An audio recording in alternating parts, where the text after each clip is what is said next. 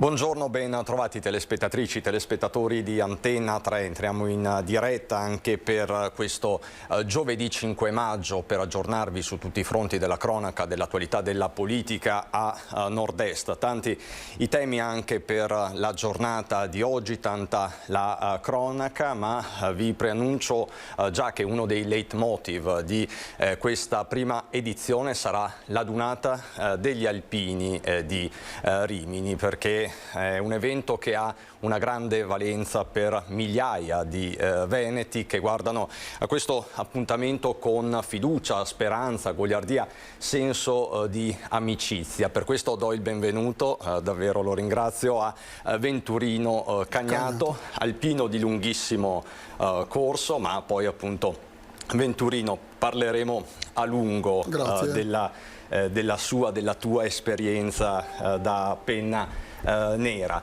E cominciamo però come sempre dalla cronaca. Vi mostro subito delle immagini che arrivano da Orsago, lungo la Pontebana, per un incidente che si è verificato poco fa. L'autista è uscito miracolato, ma vediamo le immagini.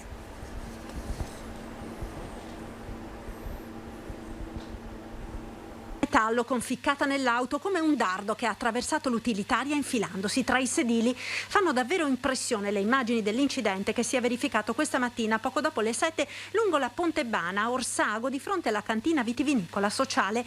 Le cause esatte dell'incidente sono ancora al vaglio delle forze dell'ordine intervenute sul posto.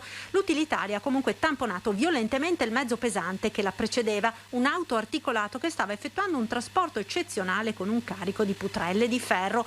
Una delle barre ha sfondato il parabrezza. Miracolato il conducente, un 58enne del Ghana, che ha riportato solo qualche escoriazione. La putrella gli ha sfiorato la testa infilandosi tra i due sedili. L'uomo è stato soccorso e trasportato all'ospedale di Conegliano. Sul posto i sanitari del 118, i vigili del fuoco di Conegliano e la polizia stradale.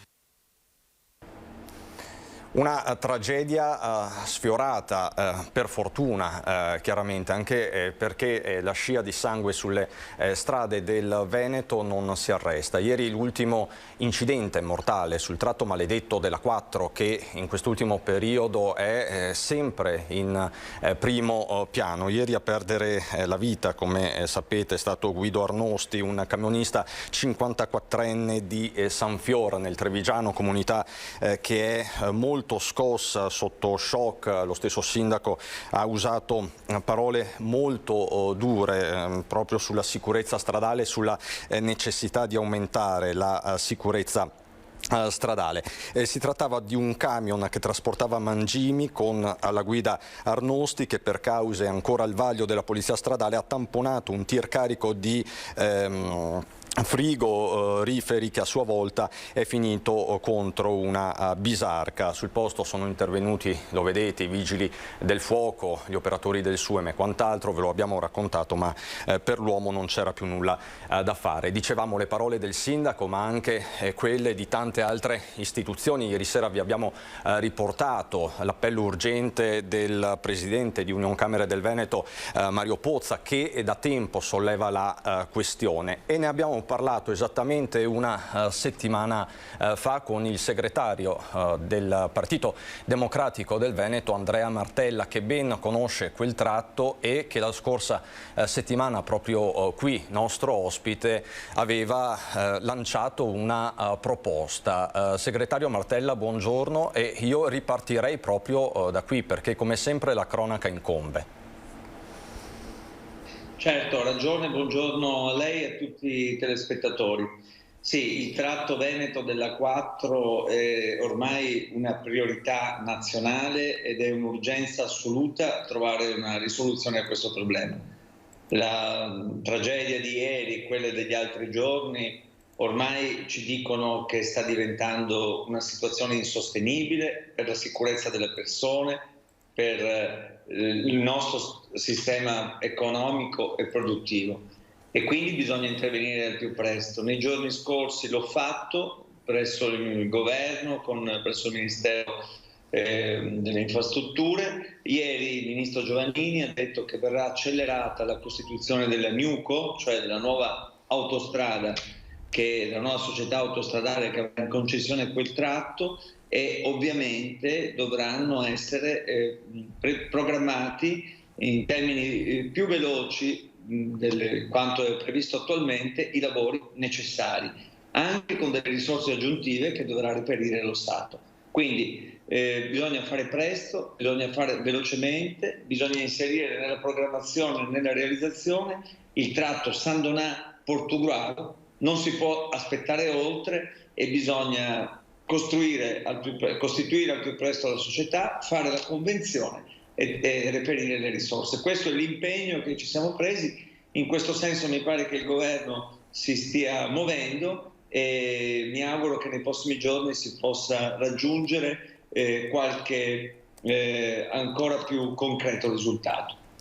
Ecco, questo è il fronte, chiamiamolo così, infrastrutturale, segretario Martella, ma venendo sempre a una tematica locale c'è tutto il capitolo della sanità. Anche di questo abbiamo parlato molto in queste ultime settimane. La scorsa puntata, la scorsa settimana lei stesso aveva preannunciato un grande progetto, una grande iniziativa del Partito Democratico per la sanità del Veneto, ma nel frattempo c'è stato un nuovo scontro in Consiglio regionale sui cosiddetti dottorini, così sono stati denominati anche dalla stampa locale. Di che cosa si tratta, segretario? Beh, come Partito Democratico abbiamo già presentato le nostre proposte per riprogettare la sanità del Veneto, indicando le nostre priorità: la riduzione delle liste d'attesa, un più alto numero di medici, una più grande presenza di medici di base e un'integrazione sociale e sanitaria più forte. Nei giorni scorsi è avvenuto che si è manifestato proprio uno sfaldamento, direi, politico-istituzionale, che dimostra che c'è qualche problema nella gestione della sanità del Veneto. E questo naturalmente non è un bene per i cittadini veneti. Abbiamo messo in evidenza questo, facendo vedere come il presidente Zaia aveva ridotto all'osso i problemi e aveva, diciamo, di molto minimizzato la questione. Poi c'è stato lo stesso direttore generale della regione Veneto che si occupa di sanità, che invece ha dovuto dire che c'è una carenza di circa 1150 medici e che ci sono situazioni di difficoltà. Poi è avvenuto che in Consiglio regionale il gruppo del PD è riuscito a sventare una manovra un po' improvvisata, chiedendo un approfondimento ulteriore di quanto si stava facendo, e anche questo ha dimostrato una disarmonia tra la giunta regionale e i gruppi stessi che la sostengono, a cominciare dalla Lega. Ecco, abbiamo messo in evidenza queste cose, ma quello che va messo soprattutto in risalto è che in questo momento nella sanità veneta ci sono dei problemi, e questi problemi vanno affrontati, risolti. Lo dobbiamo ai veneti, ai cittadini della nostra regione, e se questi provvedimenti, al di là del merito che verrà discusso nei luoghi deputati, verranno migliorati, lo facciamo per gli uomini e le donne che lavorano nella sanità del Veneto, dal momento che, come si è visto anche in questi giorni, organizzazioni sindacali dei medici ed altri hanno protestato rispetto a questo tipo di provvedimento. Che diciamo che il fronte è senza dubbio torrido da questo punto di vista. Dalle questioni regionali, diciamo così, segretario, passiamo a quelle nazionali e internazionali, perché continua, lo possiamo vedere anche dall'ANSA.it, la pioggia di bombe sull'acciaieria a Mariupol, un inferno. Mosca, questa è la notizia di queste ore, sono stati simulati degli attacchi con missili nucleari, questo per la prima volta. Siamo di fronte sempre a una escalation, ma stavolta c'è da registrare anche una prima divisione all'interno dell'Europa sul sesto pacchetto di sanzioni, in particolare lo stop al petrolio russo. Da questo punto di vista, Martella, dove stiamo andando? Ma l'ho già detto in un'altra circostanza, vedo con troppa leggerezza parlare di escalation nucleare. Il semplice fatto che una TV russa abbia mostrato che in pochi minuti città europee possono essere spazzate via con ordigni nucleari è qualcosa di raccapricciante, qualcosa assolutamente da respingere. E questa leggerezza non fa bene alla ricerca della pace, che invece dobbiamo ricercare sapendo quanto sia faticosa, facendo fare ogni sforzo alla diplomazia. Credo che sia giusta la proposta che è stata avanzata anche dal segretario del mio partito, quello di fare in modo che i principali leader europei si rechino a Kiev e possano prendere un'ulteriore iniziativa in questo senso. Bisogna costruire una conferenza internazionale di pace e fare in modo che cessino le ostilità e che si possa riprendere una via di diplomazia internazionale, che è l'unico modo per uscire da questa situazione. Certo è molto difficile, avete visto anche gli appelli del Papa sono stati in qualche modo non presi in considerazione.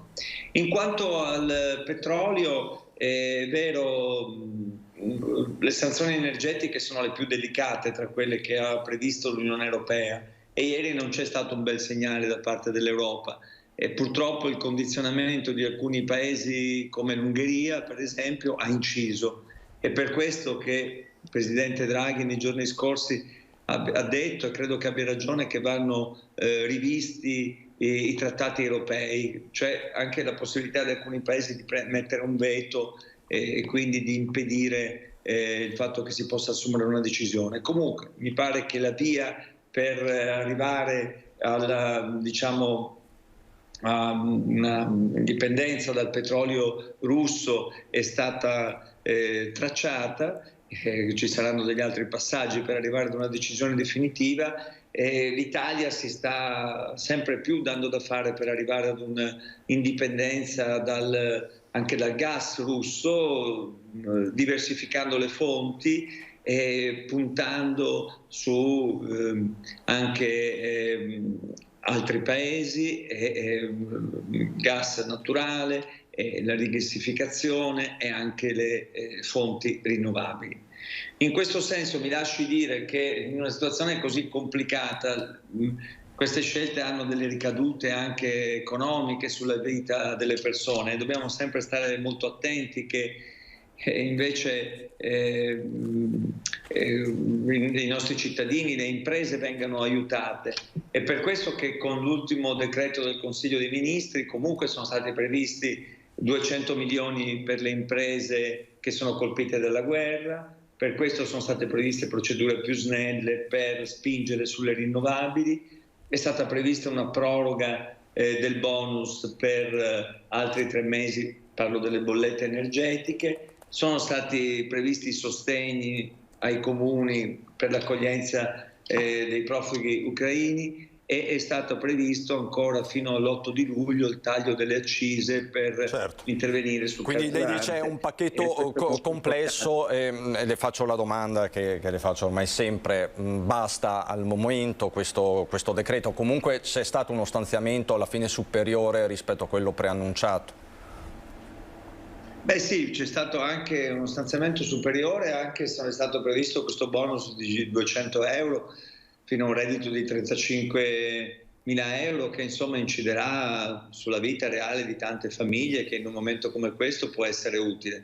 Credo che ci vorranno altri provvedimenti. Non escludo che bisognerà arrivare ad uno scostamento di bilancio, e cioè ad individuare altre risorse che ci permettano, se questa situazione così dovesse continuare, di intervenire ulteriormente sul caro dell'energia e su un altro punto fondamentale, il reddito e il salario delle persone, perché l'aumento del costo della vita, delle materie prime e delle energie, a fronte di contratti, stipendi, pensioni che sono fermi da anni, rischia di avere un impatto molto forte sulla vita reale delle persone. E qui, segretario, il tema è quello del taglio al cuneo fiscale, come appunto anche evocato dalla Confindustria, dai sindacati. Da questo punto di vista, diciamo, la richiesta è anche unitaria. Segretario, adesso la porto a Padova perché c'è un'importante novità. Il 19 di maggio nella città del Santo ci sarà il capo dello Stato Mattarella per gli 800 anni dell'Università di Padova. Vediamo. Per la quarta volta in 6 anni il Presidente della Repubblica Sergio Mattarella farà visita a Padova. Una notizia arrivata improvvisa e inattesa, anche perché si tratta di aspettare solo pochi giorni. Mattarella inaugurerà infatti l'anno accademico numero 800 e sarà presente nell'Aula Magna del Bo giovedì 19 maggio, l'ennesimo riconoscimento per una delle università più antiche del mondo. Una cerimonia dal valore simbolico enorme, alla quale parteciperanno rettori in arrivo da tutta Italia e dall'estero e che daranno vita a un corteo celebrativo che partirà da Palazzo della Ragione alle 9:45 e si unirà poi a tutte le altre autorità invitate. Nell'Aula Magna, oltre al Presidente della Repubblica, ci saranno il Presidente del Senato, la padovana Maria Elisabetta Casellati, il Ministro dell'Università Cristina Messa e la Presidente del Parlamento Europeo Roberta Metsola. La prima visita di Mattarella a Padova risale al 2016, l'ultima a febbraio del 2020, per celebrare Padova, capitale europea del volontariato, solo 2 settimane prima dell'esplosione della pandemia. Martella, un segnale importante per la città del Santo questo. Sì, una bellissima notizia. Una bellissima notizia, in prima cosa, che il Presidente Mattarella sia sempre vicino al Veneto, a noi. Anche sabato prossimo sarà a Venezia e poi il 19 maggio, come avete ricordato, a Padova. Ero presente alla visita che aveva fatto per Padova, capitale europea del volontariato, e con la sua testimonianza aveva voluto dire quanto sia importante anche il patrimonio del volontariato, del terzo settore, per la nostra società, per il Veneto, e poi l'abbiamo visto quanto sia stato importante durante tutta la fase della pandemia. Oggi questa sua presenza a Padova nei prossimi giorni è un riconoscimento davvero alla città e in modo particolare a questa straordinaria università, tra le più antiche del mondo, che ha un grande prestigio e che giustamente il Presidente della Repubblica ha deciso di onorare. Ecco, in ultimissima battuta, segretario, la riporto a Roma, dove ieri il Partito Democratico ha ripresentato, ne parleremo nel corso di questa diretta, il DDL Zan, auspicando una fine diversa rispetto a quella vista 6 mesi fa tra gli applausi dell'Aula. È la volta buona questa, secondo lei, o andiamo incontro ad una nuova stagione di veti incrociati e di polemiche? Le abbiamo viste, insomma, l'anno scorso. Ma io penso che riprendere una battaglia di civiltà sia giusto e sia doveroso per una forza politica che fa dell'avanzamento dei diritti delle persone un tratto identitario. E quindi il mio auspicio è che l'ideologia e che gli scontri di cui anche lei ha parlato vengano messi da parte e che si affrontino invece le questioni di merito. Del resto bisognerebbe sempre stare ai contenuti e risponderci, ma essere aggrediti, discriminati per l'orientamento sessuale è un segno di inciviltà? Io penso che sia un segno di inciviltà e quindi vanno fermate ancora quelle forme di violenza che permangono. Il Parlamento, se procederà con l'approvazione di questa legge, ha l'opportunità di riconoscere alcuni diritti. Io credo sarebbe bene che fossimo capaci di stare ai contenuti, al merito, e di dare al nostro Paese una nuova normativa che credo aumenti i diritti delle persone. Martella, vuole salutare, vuole rivolgere un saluto alpino al nostro ospite qui in studio, perché insomma oggi parleremo molto di alpini, si va verso questa adunata molto attesa, significa molto per tanti. Assolutamente, lo voglio salutare e voglio anche tramite lui ringraziare tutti gli alpini, perché gli alpini sono un patrimonio nazionale del nostro paese e anche il loro valore è un segno dell'identità del nostro paese, e avere una specialità come loro all'interno delle forze armate è un bene prezioso che dobbiamo custodire e valorizzare.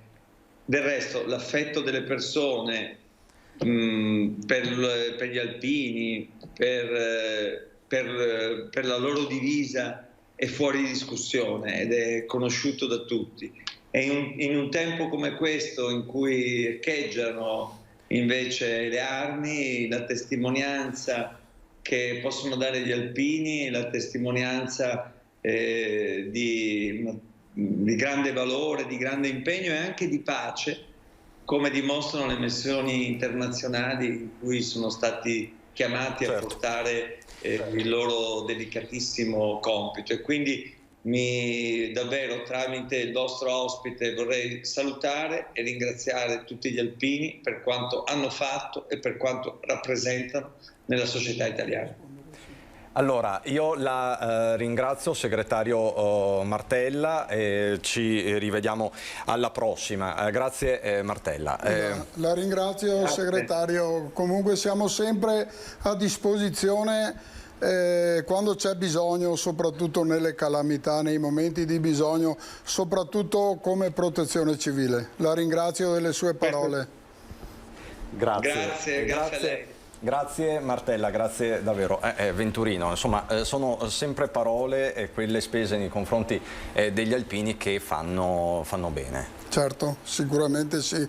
Noi siamo orgogliosi quando ci sono persone illustri che si accorgono di noi, di quello che facciamo. Cerchiamo di essere sempre umili, però quando ci chiamano siamo sempre pronti. Abbiamo visto anche il periodo di pandemia.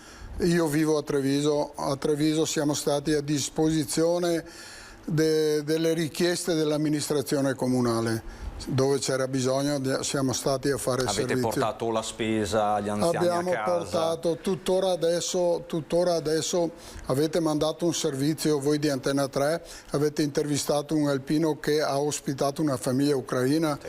E ce ne sono altri nel nostro gruppo, e abbiamo visto che anche l'altra sera sono arrivati 2 pacchi per queste, quindi il cuore grande degli alpini è sempre presente. Quindi diciamo che anche voi in questi 2 anni senza dunata, senza diciamo così, motivi di ritrovo, che poi sono una vostra cifra stilistica, sono un modo di essere alpini, però insomma non vi siete tirati indietro su nulla, al di là di ogni retorica. Certo, però abbiamo sentito la mancanza della dunata, diciamo, è un momento di felicità, di incontro, ci si trova con quelli che hanno fatto la naia con te, con Militoni, ci si racconta le vicende belle e meno belle della naia, perché parlo dei miei tempi, la naia era ancora abbastanza tosta, diciamo. Certo. E fra poco ricorderemo alcuni frammenti di vita. Qui vedo sul tavolo già delle belle foto in bianco e nero, quindi ci sono degli aneddoti molto interessanti. Sicuramente. E fra poco, tra l'altro, ci collegheremo anche con Sebastiano Favero, presidente dell'ANA nazionale, grandissimo, poi trevigiano, di Pederobba, che sta raggiungendo Rimini insieme a migliaia di penne nere che si stanno proprio mobilitando in questi giorni, e tanti stanno partendo oggi, la maggior parte partirà tra venerdì e sabato sostanzialmente. Ma qualcuno è già, io prima sono stato in contatto con quello che è il mio capogruppo del gruppo Città di Treviso, Maurizio De Biasio. Loro, un gruppetto, sono partiti questa mattina, adesso si fermano, sono sicuro che si fermano a visitare il castello di Mesola, perché gli alpini non sono solo mangiare e bere, c'è anche cultura. Certo. E gli alpini sono disposti, sempre quando vanno alle adunate, a visitare qualcosa che ancora non conoscono. Poi saranno si fermeranno a Sant'Apollinare in classe. Certo. Quindi le tappe obbligate. Sì, poi sicuramente faranno visita a San Marino, perché ieri ne ho sentiti diversi che vanno nella zona di San Leo, quindi nell'entroterra di Rimini, San Marino, insomma sono zone anche quelle meravigliose, quindi insomma un evento tutto da raccontare che noi come Antenna 3 racconteremo rigorosamente in diretta come sempre domenica a partire dalle 9 del mattino. Sarà una lunga maratona. Io prima di andare in pubblicità, se la regia è d'accordo, darei ancora qualche aggiornamento di cronaca, perché stanno confluendo qui in redazione diverse notizie dal Veneto. Ecco, questa particolarmente grave, un'operazione della polizia postale di Venezia contro la pedopornografia. Sentiamo. I reati di pedopornografia sono in aumento, lo denuncia la Polizia Postale del Veneto esaminando i numeri del primo trimestre del 2022, in occasione della giornata nazionale di lotta alla pedofilia. Il numero degli arresti è cresciuto rispetto al 2021, 3 nel trimestre appena concluso, a fronte di un arresto effettuato nello stesso periodo dello scorso anno. La pedofilia diventa un pericolo imminente anche per i più piccoli. 97 i casi trattati nel 2020, oltre a 4 fenomeni di adescamento, a fronte di 168 rilevati nel 2021 con 21 di adescamento, con una percentuale di incremento pari al più 87%. Nel 2021 sono stati 189 i casi trattati del compartimento Polizia Postale delle Comunicazioni del Veneto, casi nei quali famiglie e vittime sono state costrette a fare i conti con la capacità manipolatoria di adulti consapevoli, con la circolazione illegale di immagini di violenza, la condivisione in circuiti apparentemente anonimi di confessioni di fatti di abuso. A riprova dell'aggravamento della minaccia contro infanzia e adolescenza in rete, cresce il numero di soggetti indagati per reati di pedopornografia e adescamento denunciati all'autorità giudiziaria. 104 denunce e 11 arresti nel 2020 contro 118 denunce e 15 arresti nel 2021. Dati davvero significativi e preoccupanti, questi che ci ha appena riferito Ilaria Marchiori. Sempre per la cronaca, andiamo nel Vicentino. Ricercato, è stato rintracciato ed arrestato dalla Polizia di Stato nella stazione ferroviaria di Vicenza. Sentite. La polizia ferroviaria ha arrestato nella stazione di Vicenza un 29enne di origini russe. Era ricercato per esecuzione di un ordine di carcerazione emesso dalla Procura di Pavia per il reato di resistenza pubblico ufficiale e recidiva. L'uomo, residente a Voghera, pregiudicato, è stato fermato nel corso di un servizio di controllo e a seguito di accertamenti è emerso a suo carico un provvedimento che ne dispone la reclusione per un periodo di 10 mesi. Al termine delle formalità di rito, l'arrestato è stato condotto presso la casa circondariale di Vicenza. Rimaniamo nel Vicentino per parlare di droga in carcere dentro un pacco destinato ad un detenuto. È stata intercettata durante i controlli. Droga nascosta in un pacco sarebbe stata destinata ad un detenuto del circuito di alta sicurezza, intercettata durante i controlli nel carcere Filippo del Papa di San Pio X.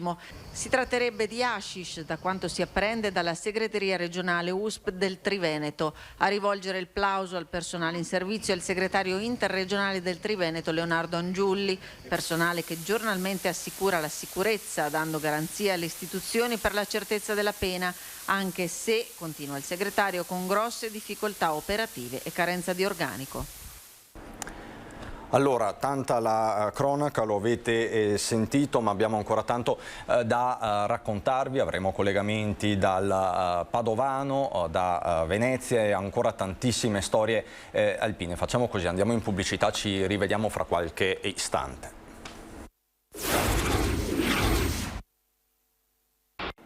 Rientriamo in diretta, qui con me è rimasto Venturino Cagnato, alpino, lo vedete insomma, della sezione ANA di Treviso. Con lui stiamo parlando di adunata, fra poco lo faremo anche con altri ospiti, però vi devo dare degli aggiornamenti sul fronte della cronaca sindacale e occupazionale. Brutto colpo per l'economia trevigiana, è stato dichiarato il fallimento della storica Alibert.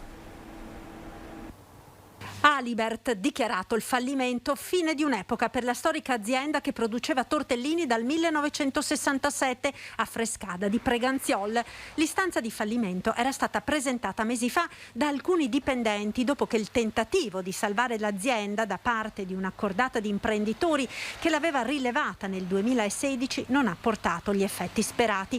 Nelle scorse settimane la proprietà ha presentato i libri in tribunale e ieri è stato dichiarato il fallimento, che mette la parola fine su una storia imprenditoriale durata 55 anni legata alla produzione di tortellini freschi e secchi che impiegava nel momento più florido dell'azienda una quarantina di addetti.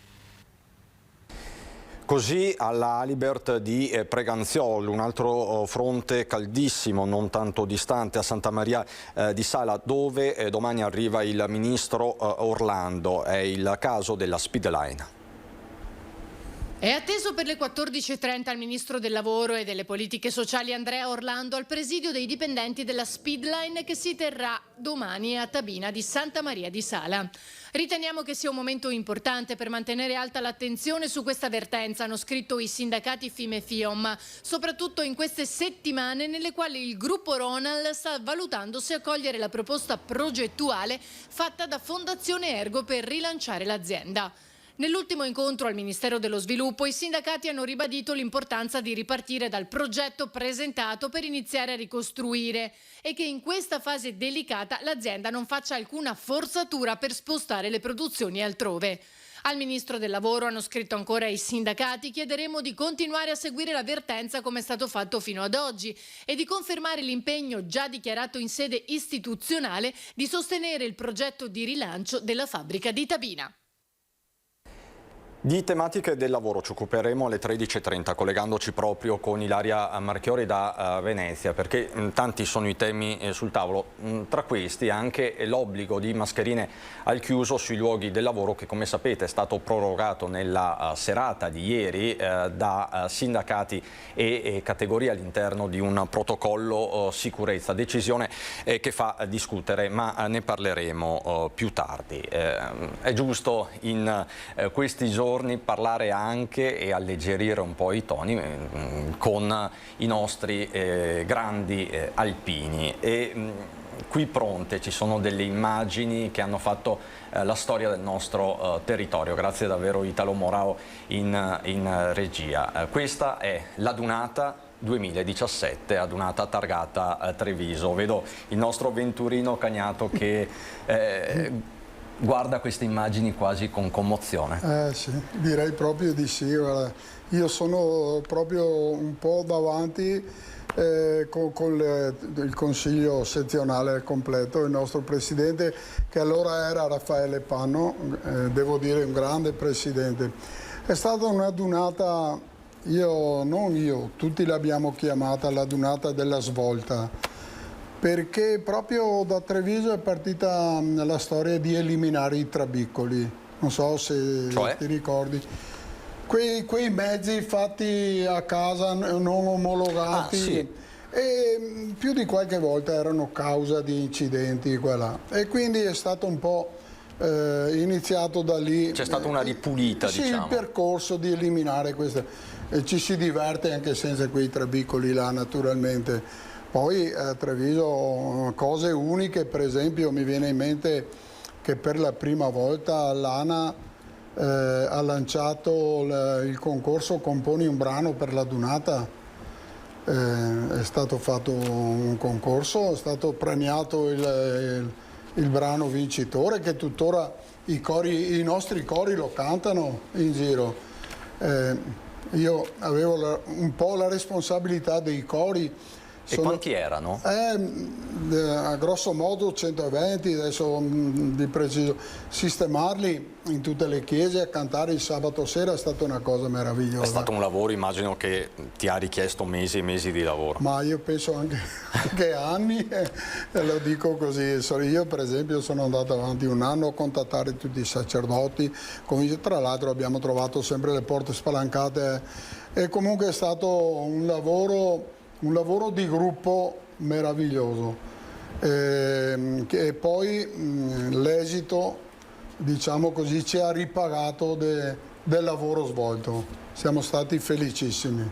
E a proposito di cori e di musica, tu lì hai un CD, sì. Lo possiamo mostrare? Ecco, mostra davanti a te, ecco questo CD, proprio davanti, dall'altra parte. Così. Ecco, qui lo vediamo. Che cos'è? Questo è un CD composto da un cantautore che si chiama Paolo Barabani.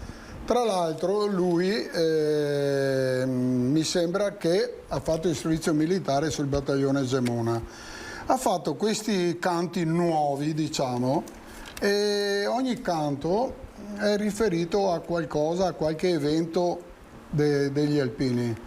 Io personalmente, se posso dilungarmi 30 secondi, certo.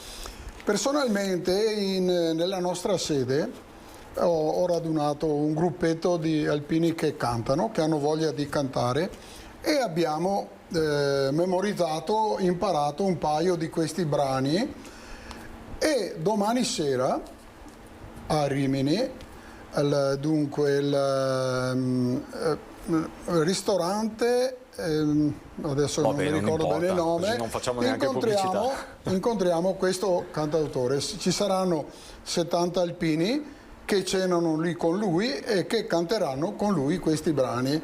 È anche un bel momento di incontro, parlando anche di cultura, anche questo è un bel momento, un bel ritrovo, diciamo. Tu ci andrai? Pensi di andarci? Io ho qualche problema fisico, però sto meditando di essere lì per domani sera. Sono ore decisive, mi pare di capire queste, per capire. La voglia immagino sia tanta. Sì, la voglia è grande, sì. Ma cosa rappresenta per un alpino ritrovarsi in una dunata dopo 3 anni? È una cosa... Non era mai successo? No, non era mai successo, è una cosa grandiosa, guarda. Cominci a rivivere quello che è sempre stato dentro di te, perché la vita alpina non si dimentica, come dicevo anche prima, ricordi belli e meno belli, però è sempre dentro il tuo cuore tutto quello che hai vissuto. Ecco, Venturino, tu che ricordi hai della tua naia, per esempio? Partiamo da questa foto bellissima. Sì, correva l'anno 1967. Qui ecco. è febbraio del 67, durante il servizio militare. Qui è Passo Sierra, sopra Sappada, e purtroppo durante i campi invernali, in una marcia di trasferimento, siamo incappati in questa tormenta di neve, diciamo. Sono cominciate a venire giù qualche slavina, e fatalità, una slavina ha preso in pieno un nostro commilitone, è stato trovato dopo diversi giorni, è stato trascinato, diciamo, nello strapiombo. Quanti anni aveva? 20 anni, quindi sì, questo è un ricordo che ci rimane dentro il cuore. A tutti quelli che erano lì, qualche volta sento qualcuno, ma tu eri lì, c'ero anch'io, e allora quando ci si rivede è una cosa bella. Era una naia dura, era un'esperienza forte. Sì, era una naia. Io adesso tornerei un po' col nostro presidente Sebastiano Favero.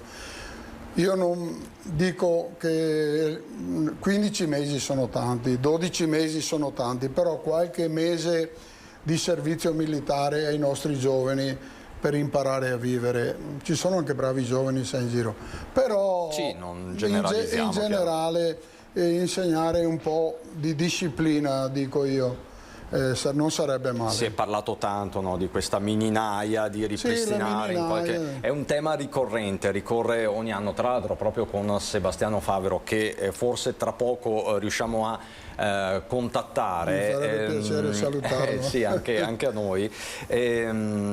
Proprio con Sebastiano Favero nell'ottobre scorso, in occasione del centenario dell'ANA di Treviso, si era rilanciata questa proposta, perché insomma assistiamo ogni giorno magari a casi di vandalismo, baby gang, di disagio giovanile, enfatizzato forse anche ed estremizzato dalla pandemia, da tutto quello che è successo in questi anni, e tu dici, Venturino, servirebbe, insomma. Sì, lui ce l'ha fissa con questa, perché servizio militare, dico io, noi non dobbiamo fare il servizio militare per fare la guerra. Noi non vogliamo la guerra la vogliono quelli che hanno sete di potere.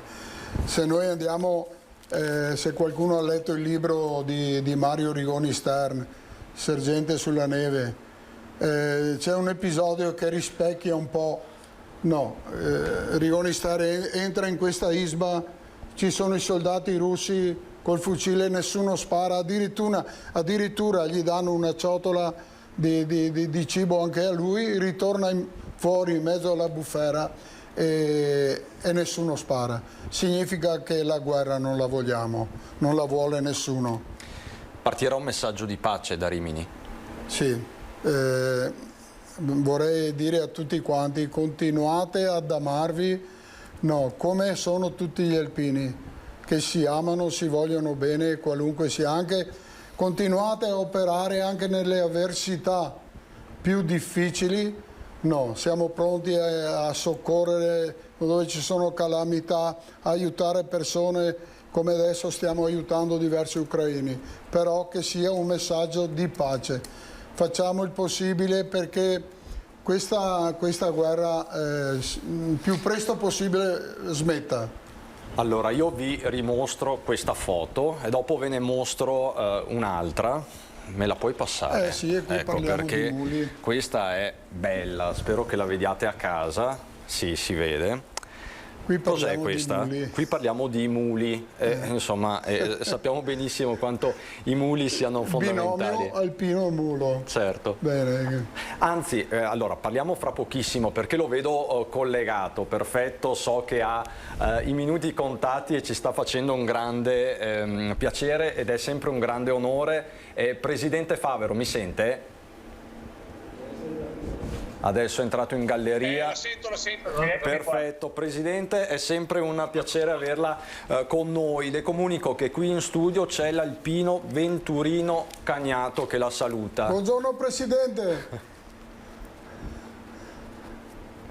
Ecco, si è un po' frizzato perché mi sa che ci sono le gallerie della zona di Rimini. Ecco, adesso si sta riconnettendo. Ecco Presidente, l'ha salutata l'alpino Venturino Cagnato. Buongiorno Presidente. Ecco. Dov'è in questo momento? Buongiorno. Dove si trova Presidente in questo momento? Sì, io la sento bene. Ecco, posso chiederle, mi sente adesso? Buongiorno Presidente, dove si trova in questo momento? Sì. Lei sta scendendo a Rimini? Ecco, mi sto scendendo da Rimini, sono all'altezza di Schio.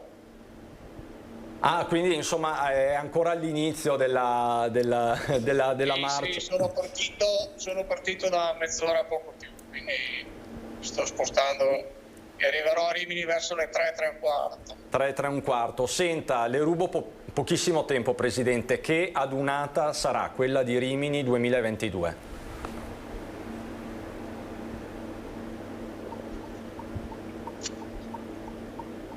Pronto?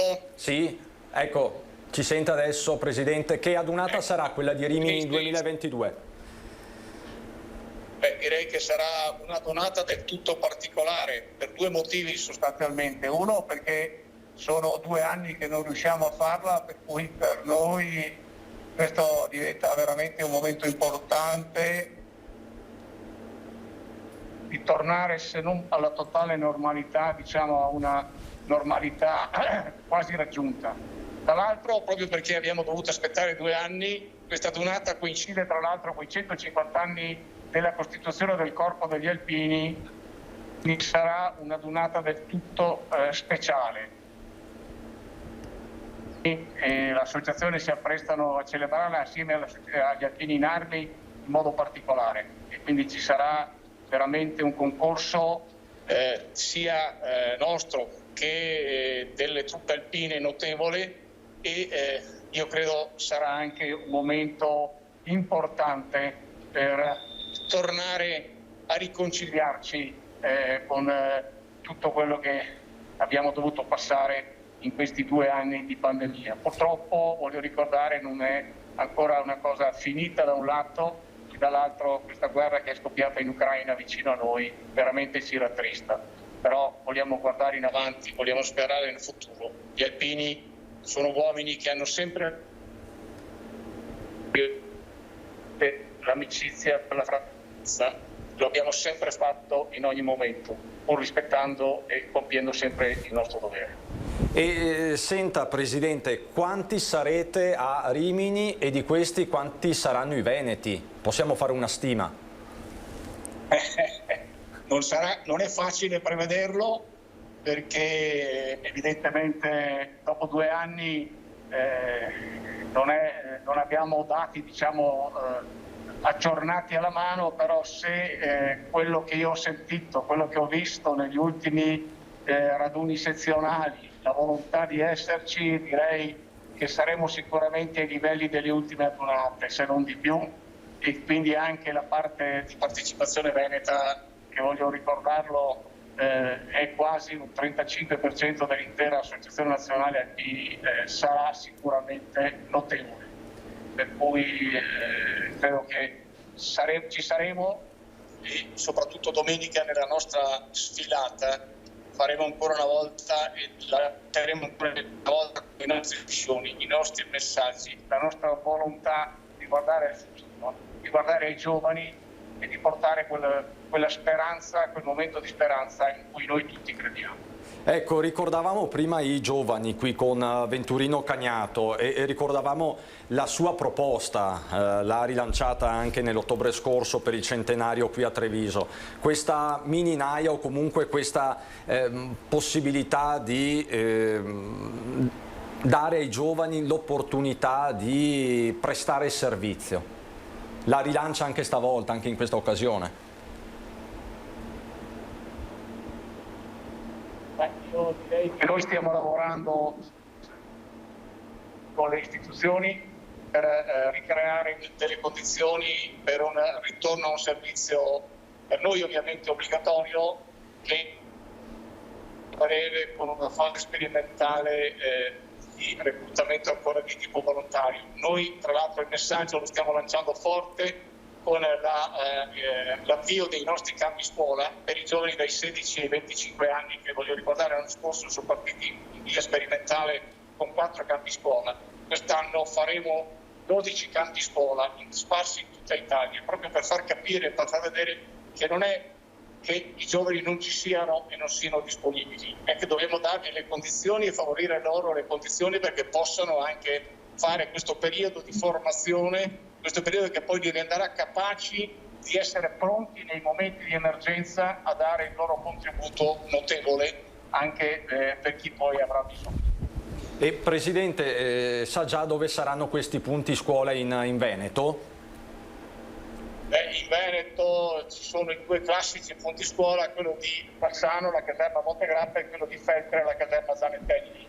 Questi sono sicuri, poi ci sarà un punto di riferimento anche alla caserma a Dai di Cadore, alla Cagli, che tra l'altro è stata la mia caserma. Ultimissima battuta davvero, Presidente, telegrafica, la riportiamo l'adunata in Veneto? Questo non dipende dal Presidente nazionale, anche se il Presidente nazionale è un veneto e ovviamente non può che fare piacere a un veneto che l'adunata sia in Veneto. È il Consiglio direttivo nazionale che decide sulla base di tutta una serie di valutazioni, di indicazioni che vengono date. Io spero che presto possa tornare sicuramente in Veneto. Allora Presidente, grazie davvero, buona adunata e ovviamente ci aggiorniamo in questi giorni. Grazie al Presidente nazionale dell'ANA. Grazie, saluti a voi. Sebastiano Favero. Allora, ritorniamo a parlare di storie alpine, fra poco avremo degli alpini speciali che stanno raggiungendo Rimini, pensate in Graziella, ve l'abbiamo raccontato qualche sera fa, però nel frattempo si sono mossi, ritorneremo poi a parlare di muli, non ci siamo dimenticati di questo tema, ma prima c'è la nostra Chiara Gaiani in diretta. Chiara Gaiani da Este, se non sbaglio, perché a Este, Chiara, che cosa sta succedendo? Buongiorno. Che Cristian, buongiorno. Sì, siamo in diretta da Este, questo è un campo di mais, siamo in via Argine Destro Brancaglia. Perché? Perché purtroppo parliamo per l'ennesima volta dell'emergenza cinghiali.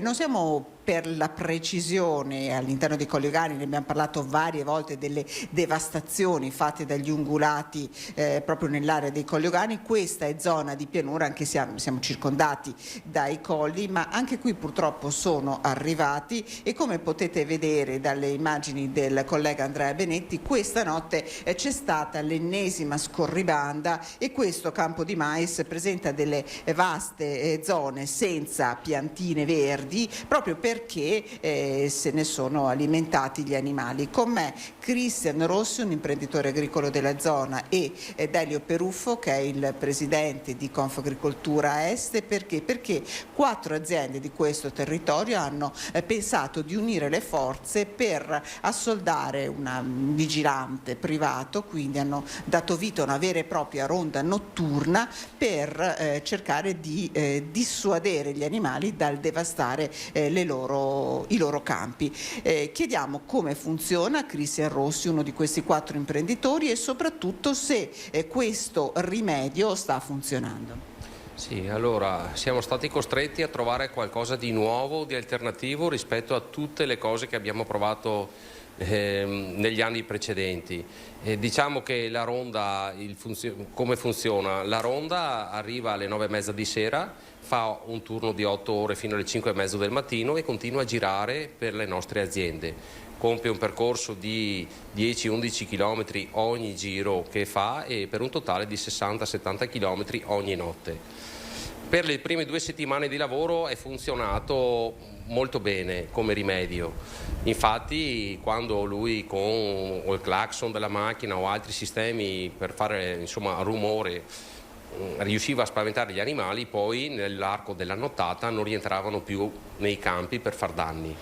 Successivamente invece hanno capito probabilmente come si muoveva, che alla fine non poteva fare niente e di conseguenza si sono abituati a tal punto che ieri notte li ha trovati lungo la strada, si li è trovati davanti con la macchina e suonando il clacson e con gli abbaglianti non è riuscito a farli spostare, quindi si sono abituati a tal punto che rimanevano lì.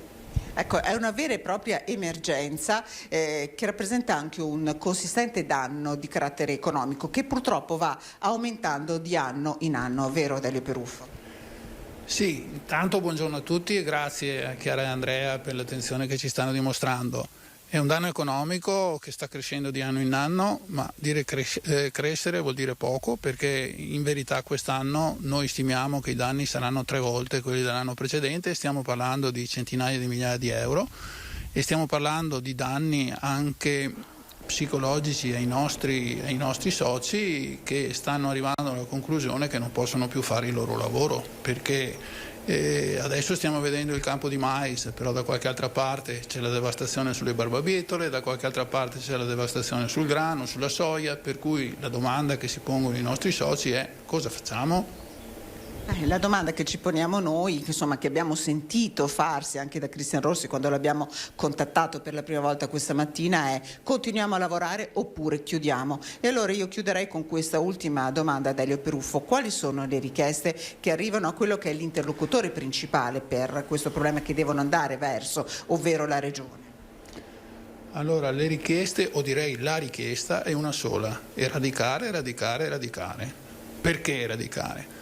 Perché questo è un animale che è stato importato in modo improprio, non è un animale autoctono del territorio, noi non sappiamo cosa fare, la giurisprudenza ha stabilito che è un animale di competenza della Regione, la gestione di competenza della Regione, la Regione deve intervenire, non ci sono alternative. Non si può parlare di ristorni di danni, perché i ristorni di danni sono una cosa ridicola e fra l'altro diciamo che ti lasciano anche un po' perplesso. Noi vogliamo solamente che la Regione eradichi il cinghiale da questo territorio in modo da permetterci di continuare a lavorare. Ecco, Christian, se non hai altre domande, da Este ringrazio Andrea Benetti per la collaborazione tecnica e ti restituisco la linea. Ti ringrazio Chiara, grazie davvero a te e ad Andrea Benetti. È un tema concreto, molto concreto questo, che tra l'altro viene posto per l'ennesima volta in un momento particolarmente delicato per l'agricoltura, per la zootecnia, la siccità, il rialzo delle materie prime, insomma temi che vi raccontiamo ogni sera. Quindi grazie alla collega Chiara Gaiani. Ma noi vi raccontiamo ancora una nuova storia alpina, poi arriviamo al mulo e parliamo di muli, ma ci sono dei muli, perdonatemi ragazzi, non voglio mancare di rispetto, però voi state pedalando come dei muli con la vostra Graziella, è una storia che abbiamo raccontato nei giorni scorsi. Un gruppo di alpini è partito lunedì mattina di buon'ora da Trichiana. Elio Dalmas è il capo, diciamo così, il capogruppo di questa spedizione, partiti in Graziella da Trichiana, hanno raggiunto Segusino, poi Mogliano, Adria, Ravenna. Elio, come procede? Buongiorno. Procede bene, stiamo mangiando, quindi stiamo ricaricando le batterie. Siamo qui a Cesenatico. Quindi siete arrivati in Riviera Romagnola? Sì, abbiamo fatto una tappa proprio a visitare la tomba di Pantani. Adesso qui abbiamo trovato una piadineria, stiamo alzando. Com'è il clima? Avete intercettato anche altri colleghi, altre penne nere? Sì, però loro hanno fatto una variante, si sono beccati l'acqua. Sì. E invece noi per le nostre stradine abbiamo beccato 18 km di vento contrario, però siamo arrivati asciutti. Ecco, allora tu sei là, se non sbaglio, con Leonardo che è l'unico bassanese del gruppo, Agostino, se non ricordo male, e William. Esatto. Ce li mostri? Sono là con te, li possiamo vedere? Certo. Pago? No. Buon appetito. Ciao, sono William. William, eccoci qua. Chiediamo all'unico bassanese del gruppo, come procede Leonardo? Qui tutto bene, siamo arrivati da Ravenna, dove abbiamo incrociato di nuovo gli alpini del battaglione Benzone e abbiamo fatto la serata con loro. E adesso siamo venuti qua apposta per visitare Tomba dei Pantani e fra un paio d'ore saremo a Rimini, spero. Quindi praticamente in giornata voi arrivate ovviamente a Rimini e quindi è il meritato riposo dopo quanti chilometri? 300 se non sbaglio? No, erano 2,83, però per schivare la Romea sono stati alla fine 3,20, 3,15, 3,20. Quindi avete fatto tutte stradine, diciamo così, collaterali. Esatto. Avete beccato pioggia? Mai? Come? Avete beccato pioggia? No, per fortuna. Solo oggi è un po' nuvoloso, però speriamo bene, dai. E com'è lo spirito? State brindando? State... Così vi ho colti sul fatto, insomma. Ecco. Latte. Ma ecco, Elio, torno da te, Elio. Come si stanno comportando? Visto che mi pare di capire sei tu il capo e quindi sei tu che... No, io sono quello che arriva sempre per ultimo. E ho la bicicletta col rapportino un po' più corto. Scusi. È lento. Sono lento, dai. Più lento. Tra l'altro, viaggiare in Graziella non è facilissimo. Adesso non entriamo nel particolare, ma immagino non sia una passeggiata di salute. No, è divertentissimo per un'infinità di motivi, però il problema è quello, come diceva William l'altro giorno, il lato B. Ormai non sappiamo più come metterci sulla sella. Agostino, saranno 30 chilometri che va via un po' di traverso per risparmiare mezzo lato, diciamo. Cioè praticamente mi pare di capire, Agostino, mi senti? Stai facendo spinning di fatto Non ho veramente difficoltà assoluta, le gambe girano alla grande, sai? però proprio il lato B è una cosa pazzesca. La prossima volta devo prendere qualche accorgimento, mi sa. Però questo significa che ci sarà una prossima volta, quindi volete... Vabbè, il prossimo anno a Udine, ormai siamo, diciamo, andiamo avanti così, a Udine ci andremo ancora con la Graziella, sebbene ci sarà salita il prossimo anno. Perché... Però è più corto, insomma. Tutto sommato. Sì, avanti. Appunto. Abbiamo un rimedio, un'esclusiva. Praticamente il gestore del pub che poi ci ha ospitato a casa sua ci ha dato come soluzione per il mal di schiena basso i bambini per mettere sulla sedia. Cioè, di fatto Elio lo avete un po' impietosito e quindi insomma ma di fatti è corso ai ripari. Ma, esatto. Ecco, quindi voi state arrivando a Rimini, ci arriverete probabilmente fra 2 o 3 orette. Cosa fate? Fate il lungomare o una strada sempre interna? Sempre interna. Sempre interna. E quindi dopo cosa fate a Rimini questa sera, dove sapete già alloggiate, con voi avete il sacco a pelo, ma raccontatemi un po'. Noi abbiamo, tramite l'ANA, abbiamo riservato una piazzola che è nel campo 7, se non sbaglio, che è vicino a San Giuliano, vicino ad Arsena. E stasera alle 11 arriveranno gli altri col furgone, con le tende, e stasera monteremo tutto. E basta, intanto fino alle 11 andremo in giro per Rimini a salutare i massanesi che sono arrivati e altri, insomma. Quindi da stasera, Elio, possiamo dire si comincia a fare sul serio. No, da questa sera iniziamo ad andare a piedi, che è meglio consumare un po' di scarpe e risparmiare. Diciamo che ormai... Ma poi voi ritornate anche in Graziella, no? Com'è? Ritornate anche in Graziella. No, ci metteremo un mese. No, quel furgone del nostro amico Walter. Se ritorni in Graziella trovo i divorzi.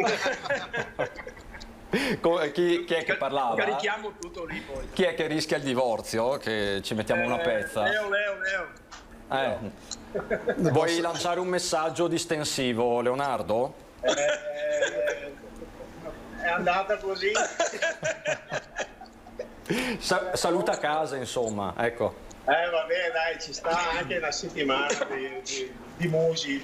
Però, sì, ma insomma, dai, adesso oggettivamente era da 3 anni che mancava questa dunata, no? Esatto.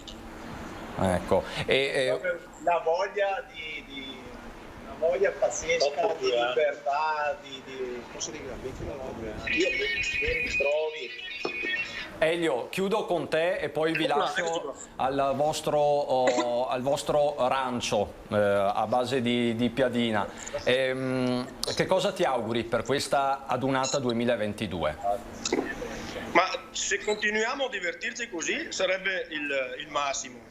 E come diceva Ago, volevamo ringraziare tutti quelli che ci hanno aiutato, ospitato, ma anche in particolar modo macchine e camion che veramente rallentavano. Nella peggiore delle ipotesi ci passavano a 2 metri per evitare di urtarci, quindi bravi.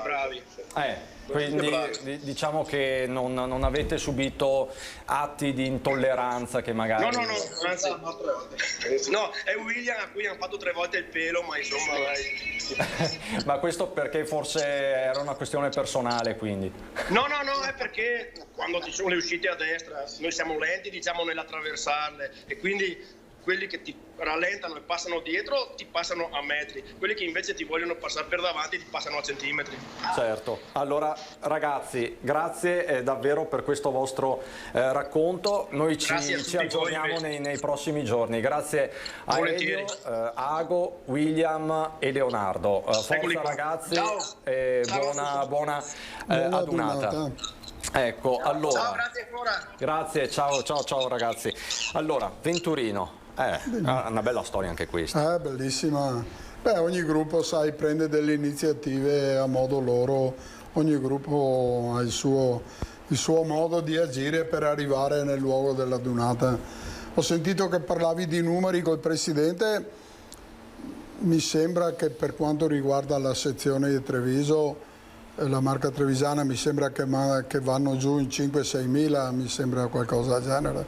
Certo, sì, siamo sui, sì, esatto. Più o meno, io ho visto il nostro gruppo, un pochi sono andati giù già in tenda, un pochi sono partiti stamattina, poi domani ci sono degli altri che domani sera si ritrovano e domenica mattina c'è un pullman organizzato per chi può andare solo domenica, va solo per la sfilata, domenica mattina c'è un pullman organizzato, parlo del gruppo nostro, quindi a conti fatti, poi guardando un po' tutti i gruppi che ci sono, sicuramente 5-6 mila penso della nostra sezione che ci siano. Solo di Treviso, quindi sì, la sezione nostra. Sono numeri importanti che appunto ricordando la Dunata del 2017 stanno a significare anche una cosa, la creazione di un vero e proprio indotto anche economico, perché di questo stiamo parlando. Sicuramente è un evento. La Dunata porta sempre lato economico sicuramente da prendere in considerazione. Tutte le persone oltre gli alpini che si affacciano economicamente portano qualcosa. Allora, noi adesso chiudiamo, poi so che devi lasciarmi perché hai diversi impegni. Il mio amico Mulo. Ecco, questo è il tuo amico Mulo. E questo sempre è una foto del 1967 della tua naia. Sì. E cosa ti ricordi? Adesso, sai, il Mulo... io dico, lo chiamo è un animale nobile. Quando durante il servizio militare c'erano diverse dicerie a riguardo del mulo, dicevano che i superiori ci tenevano più al mulo che non al conducente, non è vero. Dicevano di tenere la testa del mulo a monte perché il mulo è un animale pauroso. Quindi il mulo vede, e faccio per dire lo strapiombo, il burro non prende paura. Però io lo considero un animale nobile e ho un ricordo di un conducente che cade sulla mulattiera ghiacciata e il mulo, che non si sente più condotto, diciamo, si mette a correre, però prima passa il conducente e non lo sfiora nemmeno. Ecco, per darti l'idea del mulo che è un animale pauroso, ecco, e certe dicerie vanno cancellate. A proposito di muli, ecco, se mi è consentito, il 14 maggio, il 14 maggio c'è l'inaugurazione di una mostra a Portello Sile, a Treviso, Spazio Culturale degli Alpini, proprio sui muli, in particolare sul mulo iroso, del quale si è parlato tantissimo. Ecco, c'è una mostra che sarà a disposizione un mese per chi vuole visitarla, è un messaggio anche a tutti gli alpini e cittadini che vogliono spazio culturale Portello Sile. Quindi dal 14 di maggio. Proprio per celebrare il mulo, diciamo così. Poi vorrei ricordare anche un'altra cosa, che nel nostro gruppo c'è un alpino che ha una mula e la portano sempre, organizzano sempre anche il percorso della memoria in occasione della Dunata Triveneta.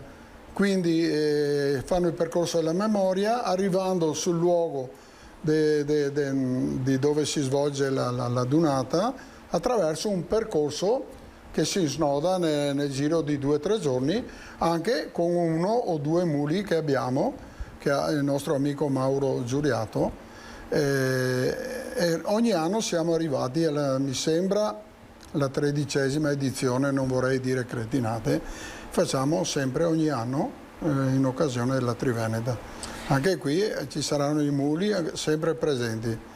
Allora, io Venturino ti ringrazio, ti do del tu perché fin dall'inizio mi hai detto diamoci del tu perché noi alpini ci diamo del tu, quindi insomma entriamo nello spirito giusto di questa adunata. Grazie per i tuoi racconti e grazie per la tua compagnia in questa ora e un quarto. Facci sapere che cosa deciderai alla fine, se vai o non vai a Rimini, perché noi in questi giorni monitoriamo tutti i fronti e ovviamente... Concedimi 30 secondi, anche meno.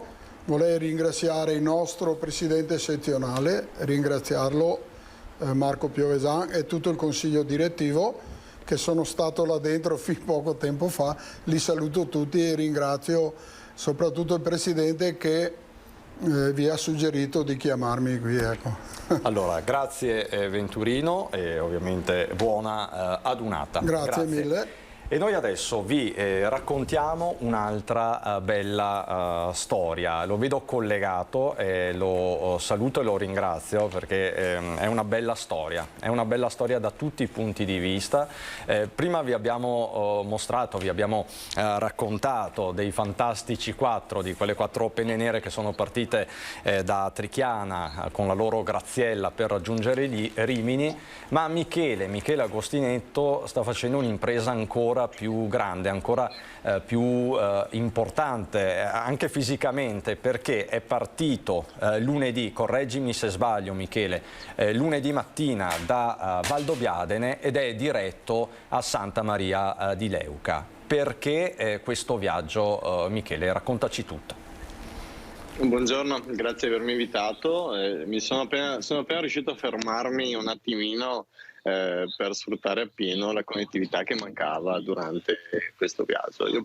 Sono partito il 1° maggio da Valdobbiadene per arrivare a Santa Maria di Leuca, passando per Roma e per riuscire poi a trasmettere un messaggio che è quello di riuscire ad alzarsi anche quando i traumi di alcune malattie, alcune patologie come la mia, la sclerosi multipla, ti abbattono. Quindi alzarsi e partire. Sono 2000 chilometri, che sono già faticosi da adesso, ma le emozioni che mi sto portando dietro sono ancora più forti dei dolori che sento la sera a fine del percorso. Allora, qua ti vediamo in municipio, se non sbaglio, non so se vedi anche tu le immagini, penso di sì Michele, sì. Ti vediamo con il consigliere comunale di Castelfranco Guido Rizzo, se non sbaglio, e c'è anche l'assessore allo sport di Castelfranco Franco Pivotti. Ti stanno accogliendo un po' in tutti. Oggi tu sarai a Padova, se non sbaglio. Sarai accolto in comune a Padova.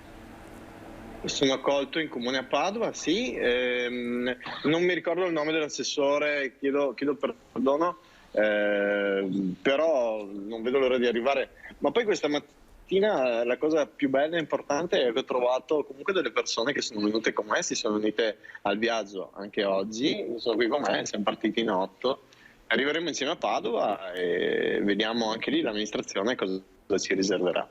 Ecco, puoi raccontarci un po' la tua storia, le motivazioni profonde che ti hanno portato a compiere questo viaggio, che tu stesso con ironia definisci un viaggio da sclero? È un viaggio da sclero, un viaggio legato principalmente alla sclerosi multipla, da cui sono affetto da 2 anni. 2 anni fa sono stato improvvisamente male, in pieno Covid, quindi in piena pandemia è stato anche difficile avere in tempi brevi una risposta a quale potesse essere la malattia. Dopo mesi la diagnosi è arrivata come un fulmine, una diagnosi che mi ha abbattuto fisicamente oltre che mentalmente, e una malattia che per il primo anno mi ha obbligato a rimanere sdraiato praticamente quasi sempre sul divano e a muovermi in pochissima autonomia utilizzando le stampelle. Dopo un anno le terapie che sto facendo, scusate. Tranquillo. Adesso si ricollega Michele. Avete sentito questa storia che sta tra l'altro avendo un seguito non solo sui social ma anche in generale a livello nazionale, perché si tratta di una vera e propria impresa. Come vi dicevo, fra poco magari vi mostro anche altre immagini di questo viaggio. Michele è partito lunedì mattina da Valdobbiadene. Michele, ecco, adesso ti rivediamo. Ci dicevi, ci raccontavi di questo periodo difficile.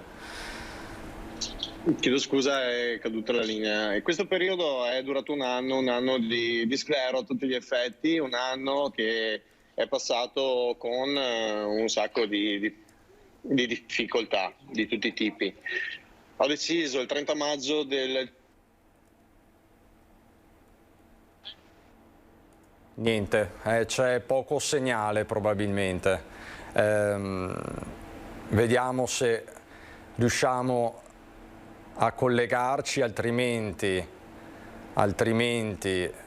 vi mostrerei un servizio che sta facendo discutere parecchio. Ecco, intanto però possiamo vedere queste belle immagini. Questo è il video che accompagna questo viaggio da sclero del nostro Michele, dove lui racconta proprio per immagini quello che ha vissuto sulla propria pelle. Qui è lui che documenta i giorni della malattia, della stanchezza, del fatto di non potersi alzare di fatto dal letto, dal divano, l'amicizia e tutto quello che poi ha incontrato nel suo percorso. Ecco Michele, adesso ti rivediamo, stiamo vedendo un po' di immagini di questo tuo racconto per emozioni.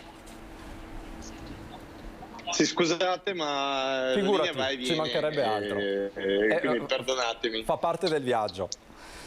Sì, è una cosa improvvisata anche per me questa cosa. E sono partito il 1° maggio perché, vi stavo dicendo prima, il 30 aprile dell'anno scorso ho lanciato letteralmente le stampelle all'interno del salotto con stupore della mia compagna, e lì mi ero veramente stufato di continuare a camminare con le stampelle. Avevo sempre paura di non riuscire a ripartire, non riuscire a camminare di nuovo, e con molto sforzo e poi con molto piacere ho cominciato a percorrere i miei primi nuovi 100 metri, i miei primi nuovi 500 metri. A 1 chilometro percorso sono tornato a casa letteralmente piangendo, e lì ho capito che con la forza di volontà molto spesso si riesce a fare di più di quello che ci si aspetta venga naturale. E da lì mi è venuta questa idea di viaggiare in tutta Italia per comunicare quello che fosse questo, che sta diventando a tutti gli effetti un messaggio, perché molti mi scrivono che grazie a quello che vedono cominciano a tirarsi su anche un po' di morale. Questo è un viaggio da sclero, perché poi è un viaggio difficile. Il nome penso di averlo azzeccato intanto questo. Ecco, proprio entriamo nel merito di questo viaggio. Come funziona? Quanti chilometri fai al giorno? Dove alloggi? Hai il sacco a pelo? Chi vuole? Io so che in tanti appunto ti stanno seguendo, magari fanno un piccolo tratto insieme a te e poi magari se ne aggiungono altri. Ecco, dacci un po' di informazioni. Innanzitutto, quanti chilometri più o meno al giorno e dove alloggi? Chilometri sono di media 26 al giorno, e ci sono tappe più corte, ovviamente tappe più lunghe. Per quanto riguarda il Veneto, alloggio in hotel o B&B o piccoli posti messi a disposizione grazie a UNESCO che ha voluto chiamarmi per darmi il patrocinio, è una cosa bellissima. Quindi per il Veneto sono a posto, ho molti luoghi dove sono già ospitato. La Puglia in primis, in Puglia potrei andare a viverci a scrocco, passatemi in termine, per 7 anni. Per il resto cerco l'accoglienza che possa essere del paese, quindi del comune di arrivo, ma piuttosto che di altre persone che si sono già proposte di ospitarmi. Per il resto arriva da solo. Io ho capito che io questa cosa non avevo pensato di renderla così pubblica, era una cosa mia, non sono attrezzato per riuscire a gestire tutto da solo, però le cose belle sono arrivate davvero da sé, quindi non ci penso ogni minuto dove dormirò, dove mangerò. Ti riferivi al sacco a pelo? Il sacco a pelo no, perché ci ho provato a dormire a terra, però la mattina ho i muscoli che non sono a posto e studiati e preparati per dormire a terra. Ecco, tra l'altro, lo dico per chi è a casa, magari possiamo vedere anche il sito. Tu hai anche un sito, via social chi ci segue da casa può trovare tutti gli aggiornamenti, unviaggiodasclero.it, c'è anche una mappa di fatto interattiva. Tra l'altro Valdobbiadene, Santa Maria di Leuca, parliamo di quanti chilometri, Michele? Sono quasi 1900 chilometri, se calcoliamo un attimino a occhio quelli che sono gli stalli, no, e le camminate attraverso i paesi, all'interno dei paesi, insomma, a 2000 km ci arriviamo e cerco di arrotondare per eccesso in questo caso. E tutto questo con uno zaino che peserà mediamente, leggo dal sito, 12 kg. In realtà sono diventati 15, non sono riuscito a scendere sotto i 15 kg. Quindi è anche faticoso, diciamo, da molti punti di vista. E quando pensi di arrivare? L'arrivo previsto è per il 22 agosto. E qui combatterò quindi, oltre che con la lunghezza del percorso, con uno dei principali problemi della sclerosi multipla, che sono due che accomunano un po' tutti, chi più chi meno. Il principale è la stanchezza cronica, che è associabile alla batteria del cellulare che si scarica e il cellulare ti avvisa di voler essere messo in protezione energetica, altrimenti si spegne, e funziona così. E il caldo su questa malattia influisce drasticamente, e di conseguenza le due cose unite sono un po' la criptonite di quello che è la mia malattia. Non per farmi i fatti tuoi ovviamente, ma per capire, sicuramente avrai parlato con dei medici, con qualcuno, ecco, ti avevano sconsigliato questo viaggio oppure? Diciamo che il movimento fisico aiuta sicuramente qualunque metabolismo del corpo umano a funzionare meglio.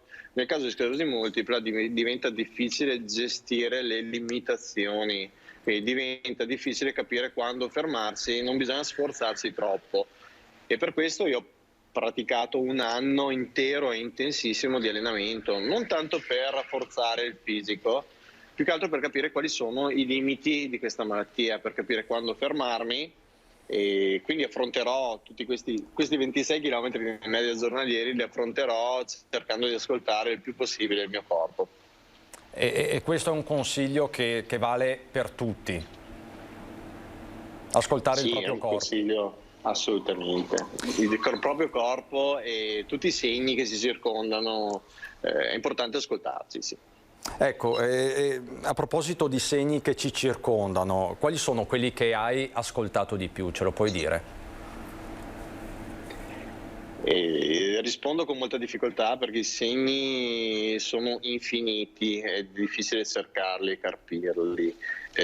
Una cosa posso dire riguardo all'ascoltare. È importante cercare di capire dove la propria energia viene regalata e dove invece ci sono altre persone, altre situazioni, altre cose che energia te ne danno. Quindi in buona sostanza io sto cercando di capire cosa mi fa stare bene e cosa non mi fa stare bene, ma soprattutto cosa non mi faceva stare bene prima e che invece adesso, ad esempio camminare, incontrare un sacco di persone che sono qui oggi con me, cosa che mi fa stare bene.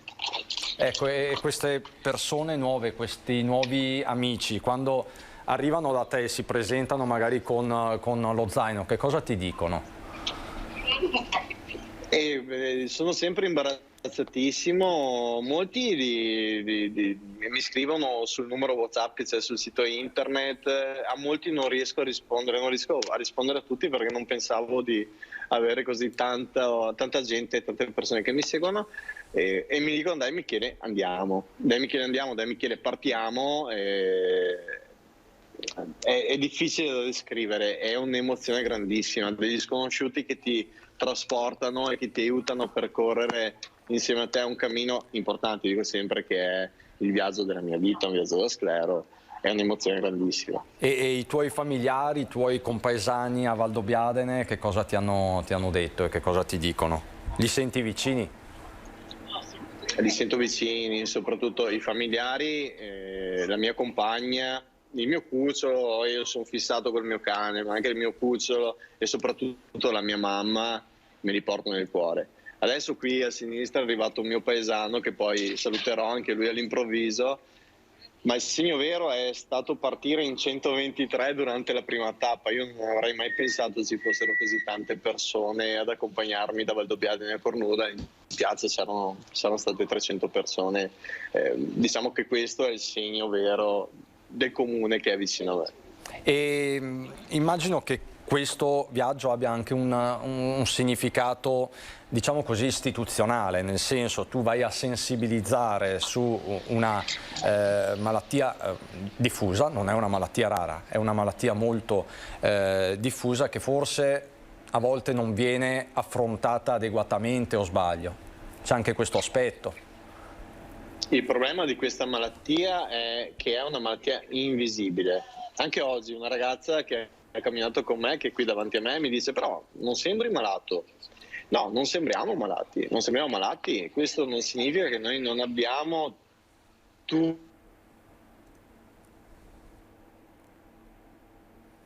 Ecco, Michele si è frizzato, ma dolori fisici. Scusi. Ti sentiamo adesso, ti sentiamo. Dicevi, no, è una malattia invisibile. È una malattia invisibile, ma è ricca di fastidi interni che non si vedono finché non sei in carrozzina. Io non mi ricordo le parole, non mi ricordo le persone, non mi ricordo più i nomi. Mi si sono spostati tutti i denti che ho in bocca, prima erano dritti, quindi ho infezioni continue.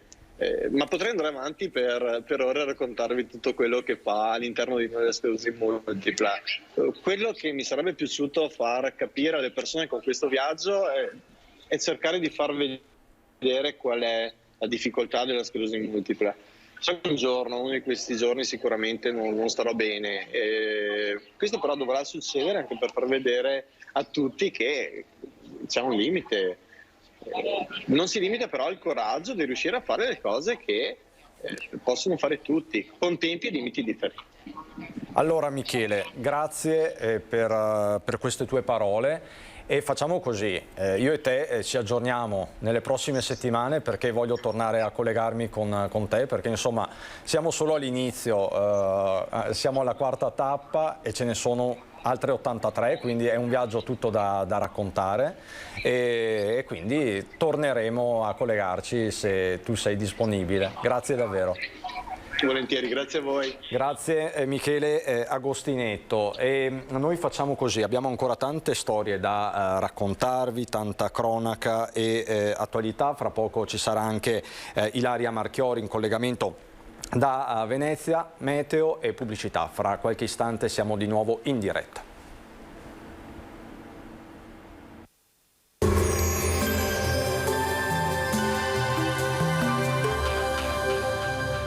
Locanda Canareggio, ristorante con cucina tipica stagionale e pizzeria con forno a legna a Rovarè di San Biagio di Callalta. Benvenuti al meteo.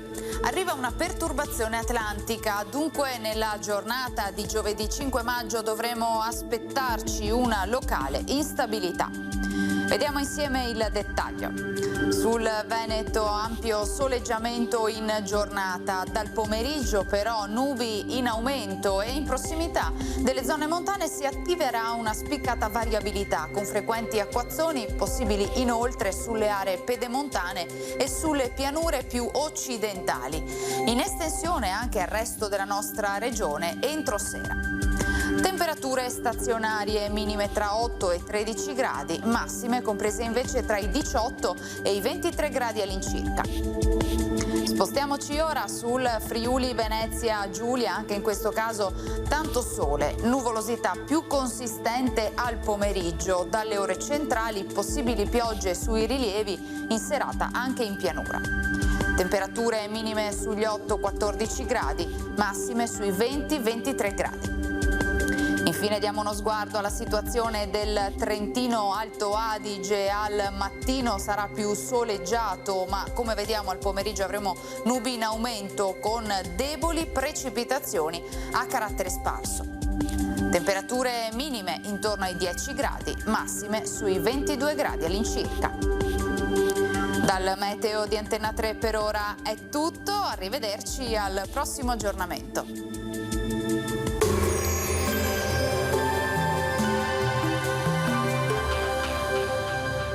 Locanda Canareggio, ristorante con cucina tipica stagionale e pizzeria con forno a legna a Rovarè di San Biagio di Callalta.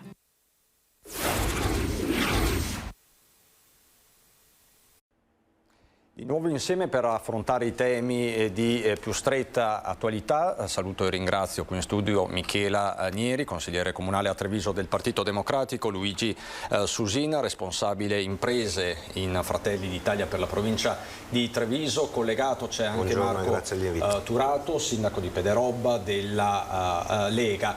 Prima però di aprire il dibattito, buongiorno Turato, andiamo a Mestre, dove per noi c'è la nostra Ilaria Marchiori. Ve l'ho preannunciato poco fa, i temi sono quelli dell'occupazione e delle maggiori questioni sindacali sul tavolo in un momento così delicato come quello attuale. Buongiorno Ilaria.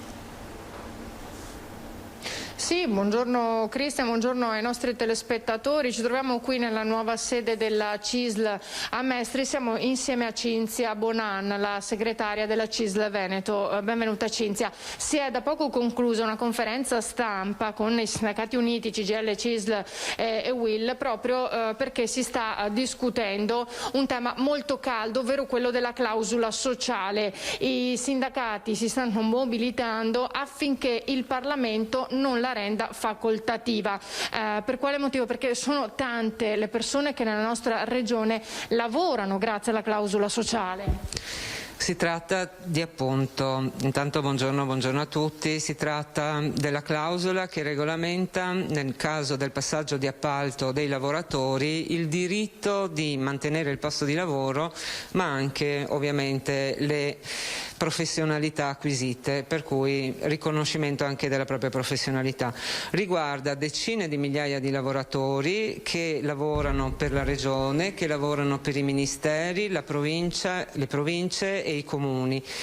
E proprio perché dipendono da molti enti facciamo fatica a avere cognizione del numero preciso, però sicuramente possiamo confermarlo da una stima che abbiamo fatto noi, che per quanto riguarda i lavori e dei servizi pubblici essenziali sono decine di migliaia di lavoratrici e di lavoratori che verrebbero ulteriormente messi a rischio nel aver garantito il loro posto di lavoro. Ecco, tutto questo in un momento in cui già il settore del lavoro non sta vivendo momenti felici. Sicuramente la qualità del lavoro anche attraverso il Covid ha avuto ovviamente delle criticità complessive, ma quando parliamo di lavoro negli appalti sappiamo anche che si tratta di lavori di basso valore professionale e quindi a maggior ragione di lavoratori che avranno o hanno difficoltà poi a essere ricollocati se non gli viene garantita l'occupazione, con un rischio che questi lavori si facciano solo come ultima spiaggia perché non ci sono alternative, andando a disperdere tutte le professionalità che sono necessarie per garantire la qualità anche dei servizi erogati. Voi vi siete rivolti anche alla Regione? Noi abbiamo scritto 20 giorni fa alla Regione proprio per chiedere a Zaia, ma anche agli assessori che poi ognuno per le sue responsabilità ne hanno competenza, all'assessore De Berti per quanto riguarda appunto gli appalti delle opere pubbliche, all'assessore Lanzarin per quanto riguarda gli appalti del sistema sanitario e sociosanitario e anche all'assessore Donazzan per quanto riguarda la questione delle scuole ma anche la questione del lavoro. Attendiamo da parte loro un'attenzione perché il livello dove bisogna affrontare questa questione è nazionale, per cui la mobilitazione che parte dal Veneto ha proprio questo senso, cercare di rafforzare questa nostra voce perché appunto è quella che dà garanzie e tutele nella qualità degli appalti e nella qualità dei servizi che vengono erogati. Chiarissimo Ilaria. Poi cambiando argomento, ma continuando con... Scusa Ilaria, poi c'è l'altra questione calda di queste ore relativa alle mascherine sul luogo di lavoro. Ieri sindacati e categorie hanno preso una decisione importante in tal senso. Esattamente, era proprio di questo che avrei voluto parlare, ovvero delle mascherine nei luoghi di lavoro. Ieri è stata presa una decisione importante in tal senso, proprio anche da parte dei sindacati, lavoratori. Allora, noi ribadiamo che appunto l'incontro di ieri ci ha assicurato, perché il protocollo sulla sicurezza dei lavoratori in pandemia è un protocollo che abbiamo sottoscritto da subito nel 2020 e rinnovato l'anno scorso nel 2021 e che ha, possiamo dircelo con orgoglio, salvaguardato veramente migliaia e migliaia di lavoratori all'interno dei luoghi di lavoro, perché come sappiamo i luoghi di lavoro insomma erano posti sicuri.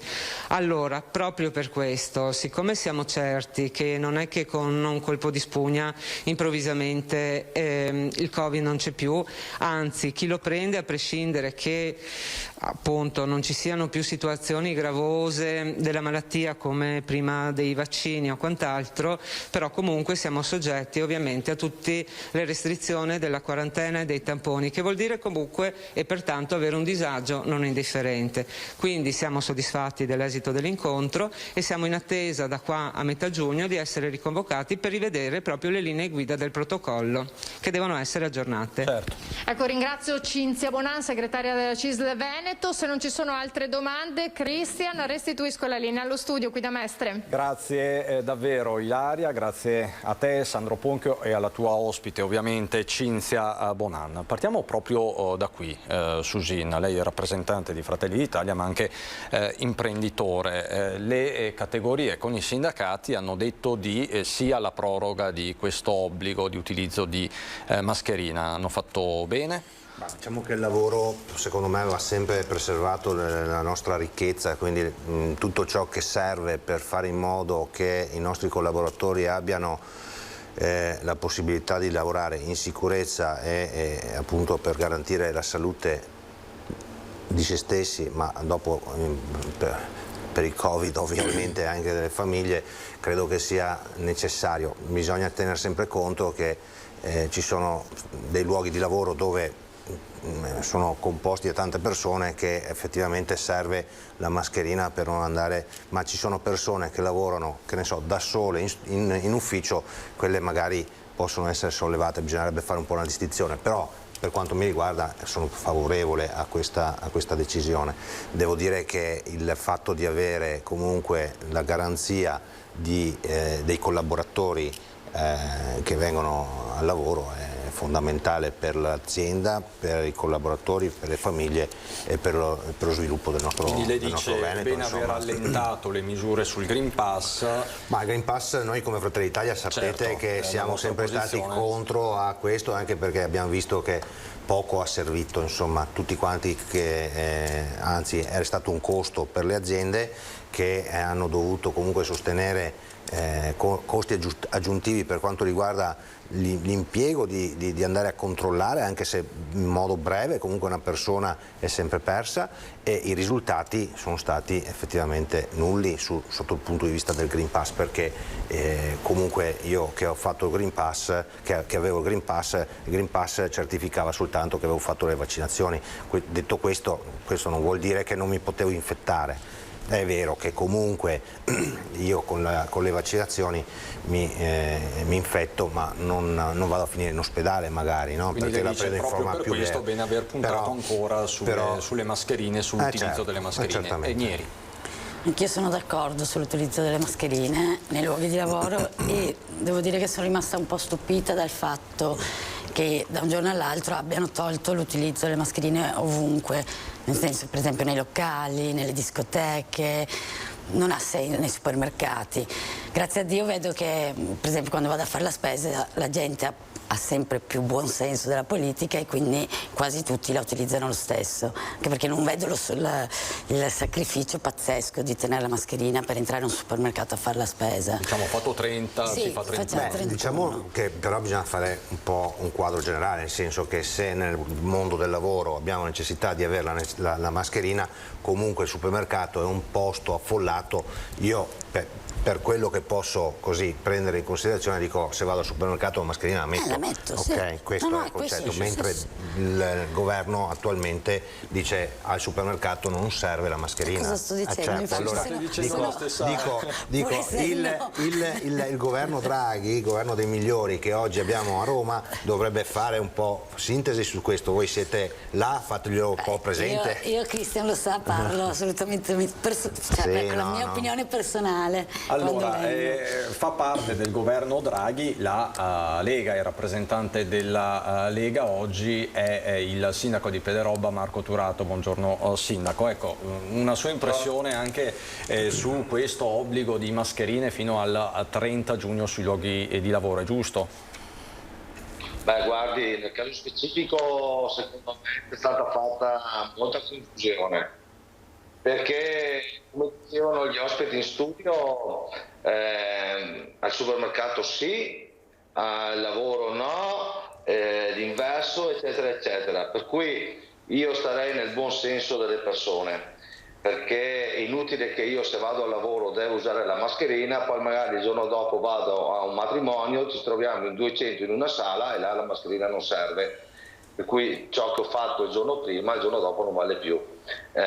Secondo me ci vorrebbero regole un po' più chiare, dando priorità alla salute delle persone, cercando di utilizzare quei strumenti e quelle protezioni individuali che facciano in modo che la gente non incontri il Covid nel suo percorso, però usando il buon senso delle persone, il buon senso di tutti, specialmente di chi deve decidere le regole.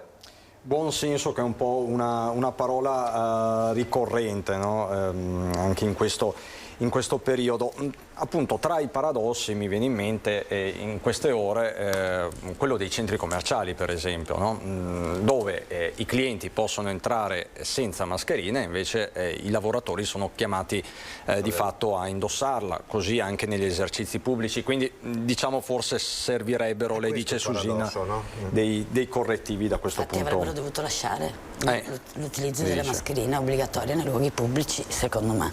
Diciamo che forse si è passati da una situazione a un'altra senza gradualità. Sì, ma poi il Covid è provato che non è che sia sparito, quindi e ripeto, non trovo questo sacrificio ad entrare in un luogo pubblico, in un negozio, a mettersi la mascherina, la trovo una cosa di buon senso.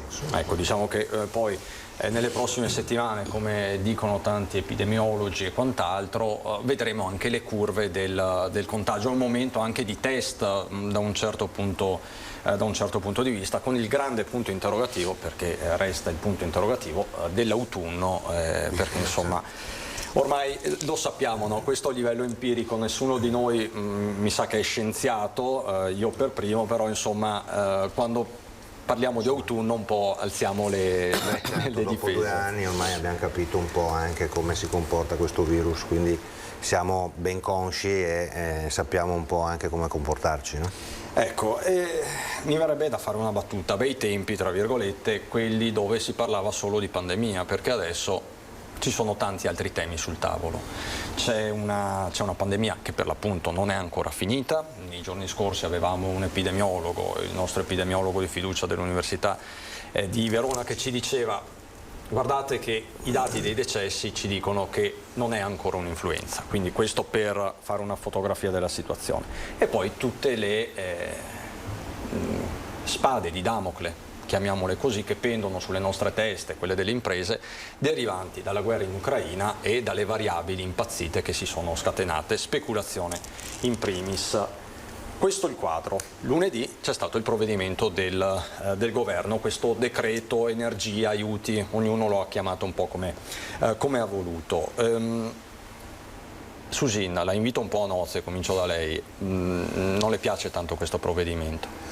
Ma no, è un provvedimento che alla fine è un provvedimento di quelli che cerca di accontentare le cose, di accomodarle, di sistemarle, ma in realtà abbiamo visto che è di fatto una paghetta elettorale ulteriore, perché abbiamo 1800 navigator che sono stati accontentati con il contratto che è stato rinnovato, che ci costa 13 milioni di euro, e 13 milioni di euro per 1800 persone, secondo me potevano essere investiti in modo completamente diverso, magari più proficuo, nel senso che oggi abbiamo le famiglie che stanno soffrendo perché non riescono a pagare le bollette del gas e della luce.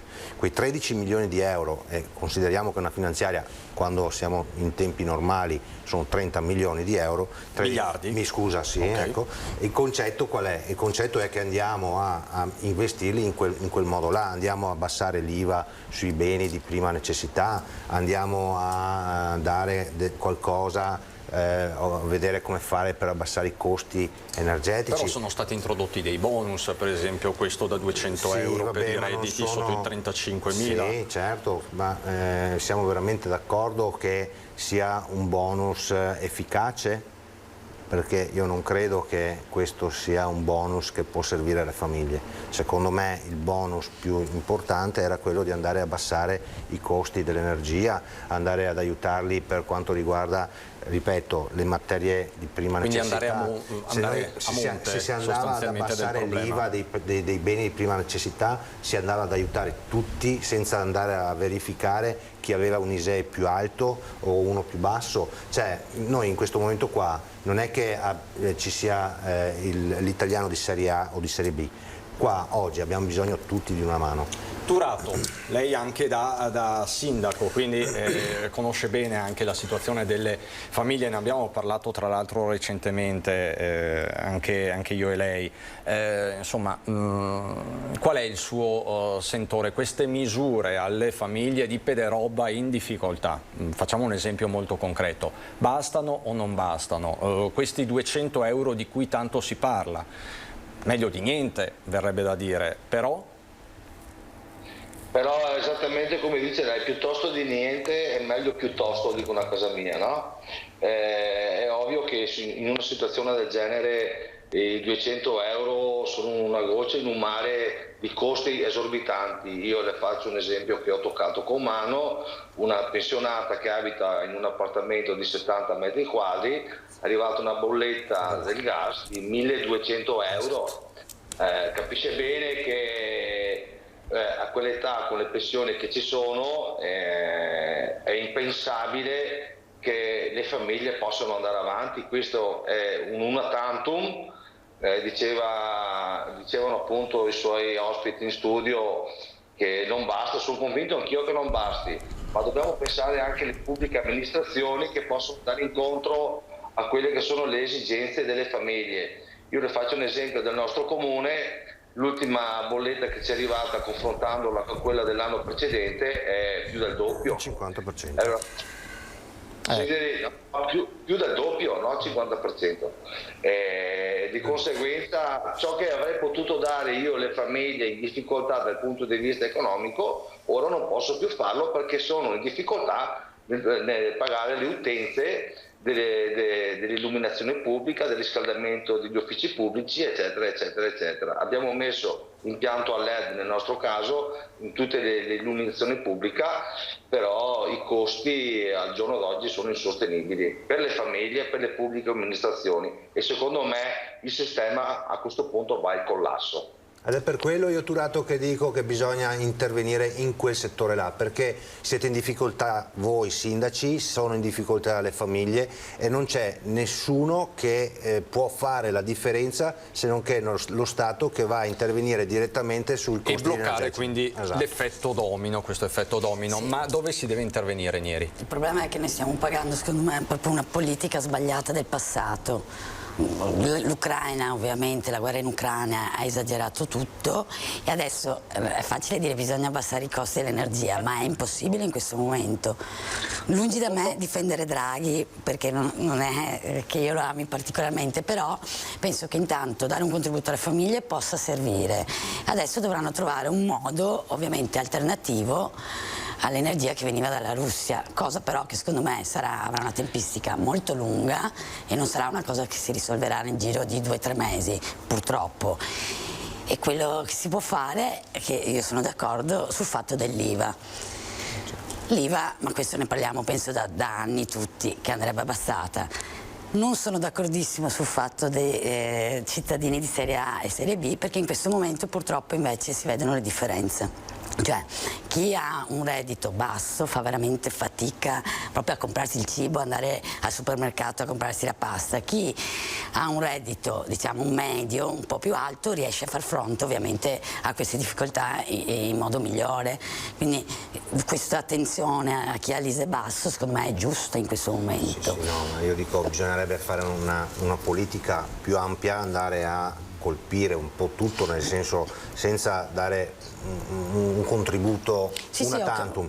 Se noi se interveniamo, che ne so, sull'IVA, interveniamo su tutto, e per quanto riguarda le bollette è molto semplice, cioè fatto 100 la bolletta, il 63% sono tasse, certo. Quindi se noi interveniamo su quelle tasse là andiamo sicuramente a abbassare le accise, dicendo, ci si può lavorare, non c'è problema, Draghi lo sa bene, lo ha già fatto. Aggiungo un elemento, no? Sullo sfondo c'è la prima spaccatura di fatto dell'Unione Europea sul sesto pacchetto di sanzioni nei confronti di Mosca, nei confronti della Russia. In particolare sul tavolo dei paesi europei c'è lo stop al petrolio russo, quindi di fatto una sanzione estrema per la Russia, ma che ha ripercussioni ovviamente forti anche sul nostro tessuto economico. E appunto qui registriamo la prima spaccatura, dicevo, all'interno dell'Unione Europea. Sindaco Turato, da questo punto di vista invece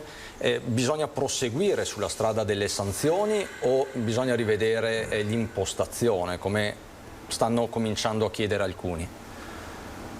Ma guardi, per quel che mi riguarda il mio pensiero, io penso che questa guerra più avanti va e più danni potrà fare. Di conseguenza chi è al di sopra di noi, chi decide a livello comunitario, deve prendere decisioni ponderate e tutti dovremo fare un sacrificio, ma un sacrificio che, se ci pensiamo bene, è per la pace di tutti, perché a questo punto ci viene il dubbio che il conflitto possa avere dimensioni diverse. E quando magari noi siamo lontani o pseudo lontani, pensiamo che che riguardi solo altre persone o altri paesi, secondo me è un pensiero sbagliato, perché potrebbe sicuramente coinvolgere anche i paesi dell'Unione Europea. Da qui sappiamo benissimo che il sacrificio è un costo per tutti, però gli Stati membri devono prendere coscienza di questo e andare incontro a quelle che possono essere le difficoltà delle famiglie europee. Quindi lei dice la strada delle sanzioni è forse una delle poche al momento percorribili. Condivide Nieri? Io non proprio, nel senso che secondo me l'unica via percorribile è quella di ricercare la pace. So che è una frase un po' buttata lì, però... Quindi di fatto da questo punto di vista lei è anche un po' in contrasto con la posizione ufficiale del Partito Democratico? Sì, sono anche un po' in contrasto col fatto di aver investito soldi ulteriori negli armamenti, anche perché siamo nel 2020 e 22, anche incominciare a pensare proprio il mondo in maniera diversa.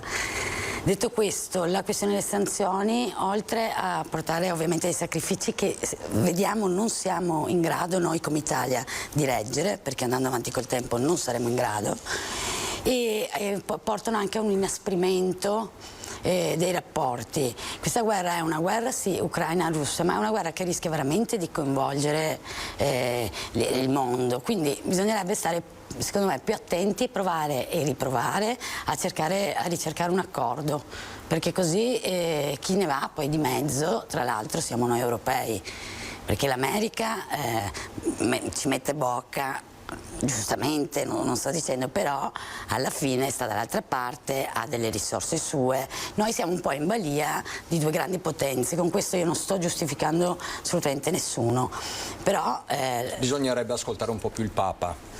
Ecco, diciamo che il Papa sta facendo una politica, secondo me, la più bella politica e la più corretta in questo momento. Diciamo che il Papa in questo momento sta mettendo d'accordo diversi anche esponenti politici che provengono da schieramenti diversi. Dopo nelle dichiarazioni soprattutto dei leader nazionali, insomma, non si sa quanto di strumentale ci sia o meno, però è un dato di fatto anche questo. Sulle sanzioni alla Russia, lei Susin, anche da imprenditore. È un boomerang, sostanzialmente. Le sanzioni alla Russia, secondo me, vanno fatte perché comunque in ogni caso bisogna fargli capire che quello che si sta facendo non è sicuramente la cosa corretta. Tra l'altro io sono dell'idea che nel momento in cui si entra in guerra tra due paesi è la sconfitta per entrambi, perché vuol dire che non c'è stato uno scambio diplomatico adeguato, quindi io credo che comunque la guerra sia un atto che alla fine non porta sicuramente a un risultato positivo. Detto questo, devo dire il fatto di avere appunto delle sanzioni alla Russia va bene, può essere anche un sistema, però bisogna lavorare anche sul fatto che, come dicevo in premessa, il boomerang torna indietro, no? Quindi noi dobbiamo prendere in considerazione che probabilmente Putin può chiudere le valvole del gas, non riceveremo più il petrolio necessario per fare andare avanti le aziende, cioè, c'è tutto un sistema anche sul mondo produttivo che dopo bisogna pensare cosa può succedere. Mi sembra che oggi come oggi questo governo non si stia preoccupando di quello che può succedere nei prossimi mesi. Vediamo cosa... E poi c'è un'altra questione caldissima che è esplosa nella serata di ieri, ma insomma le prese di posizione continuano. A che cosa faccio riferimento? Faccio riferimento alle parole del Presidente del Consiglio Mario Draghi, non le ascoltiamo, forse le avete già sentite, relative al super bonus 110%, pronunciate nel corso della plenaria appunto europea del Parlamento ovviamente europeo. Draghi lo ha detto chiaramente, vuole mandare in pensione questo sistema degli eco bonus. Susin.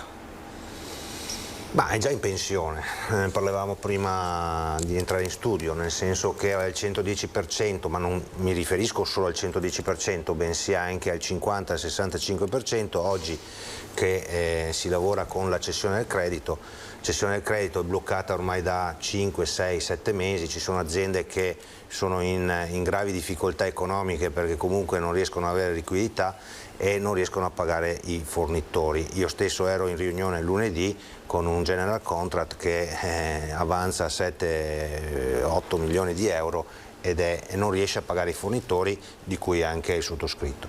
Devo dire, cioè, è bloccato tutto. Questo è un sistema che come è stato nel 2018 per quanto riguarda l'edilizia è una bolla e questa è una bolla, cioè, qua i soldi non ci sono, il governo ha già detto che comunque i controlli saranno serratissimi e nel momento in cui verificano una cosa che non è fatta come si deve ti chiede indietro il 200%, quindi staremo a vedere. Ovviamente queste dichiarazioni hanno suscitato dei malumori intensi all'interno della maggioranza di governo, in particolare tra le file del Movimento 5 Stelle, che era stato per l'appunto uno dei promotori di questa misura. Ecco appunto, Nieri, anche da legale, lei è avvocato quindi conosce benissimo anche i meccanismi legali giuridici che stanno sotto alla cessione del credito e quant'altro. Secondo me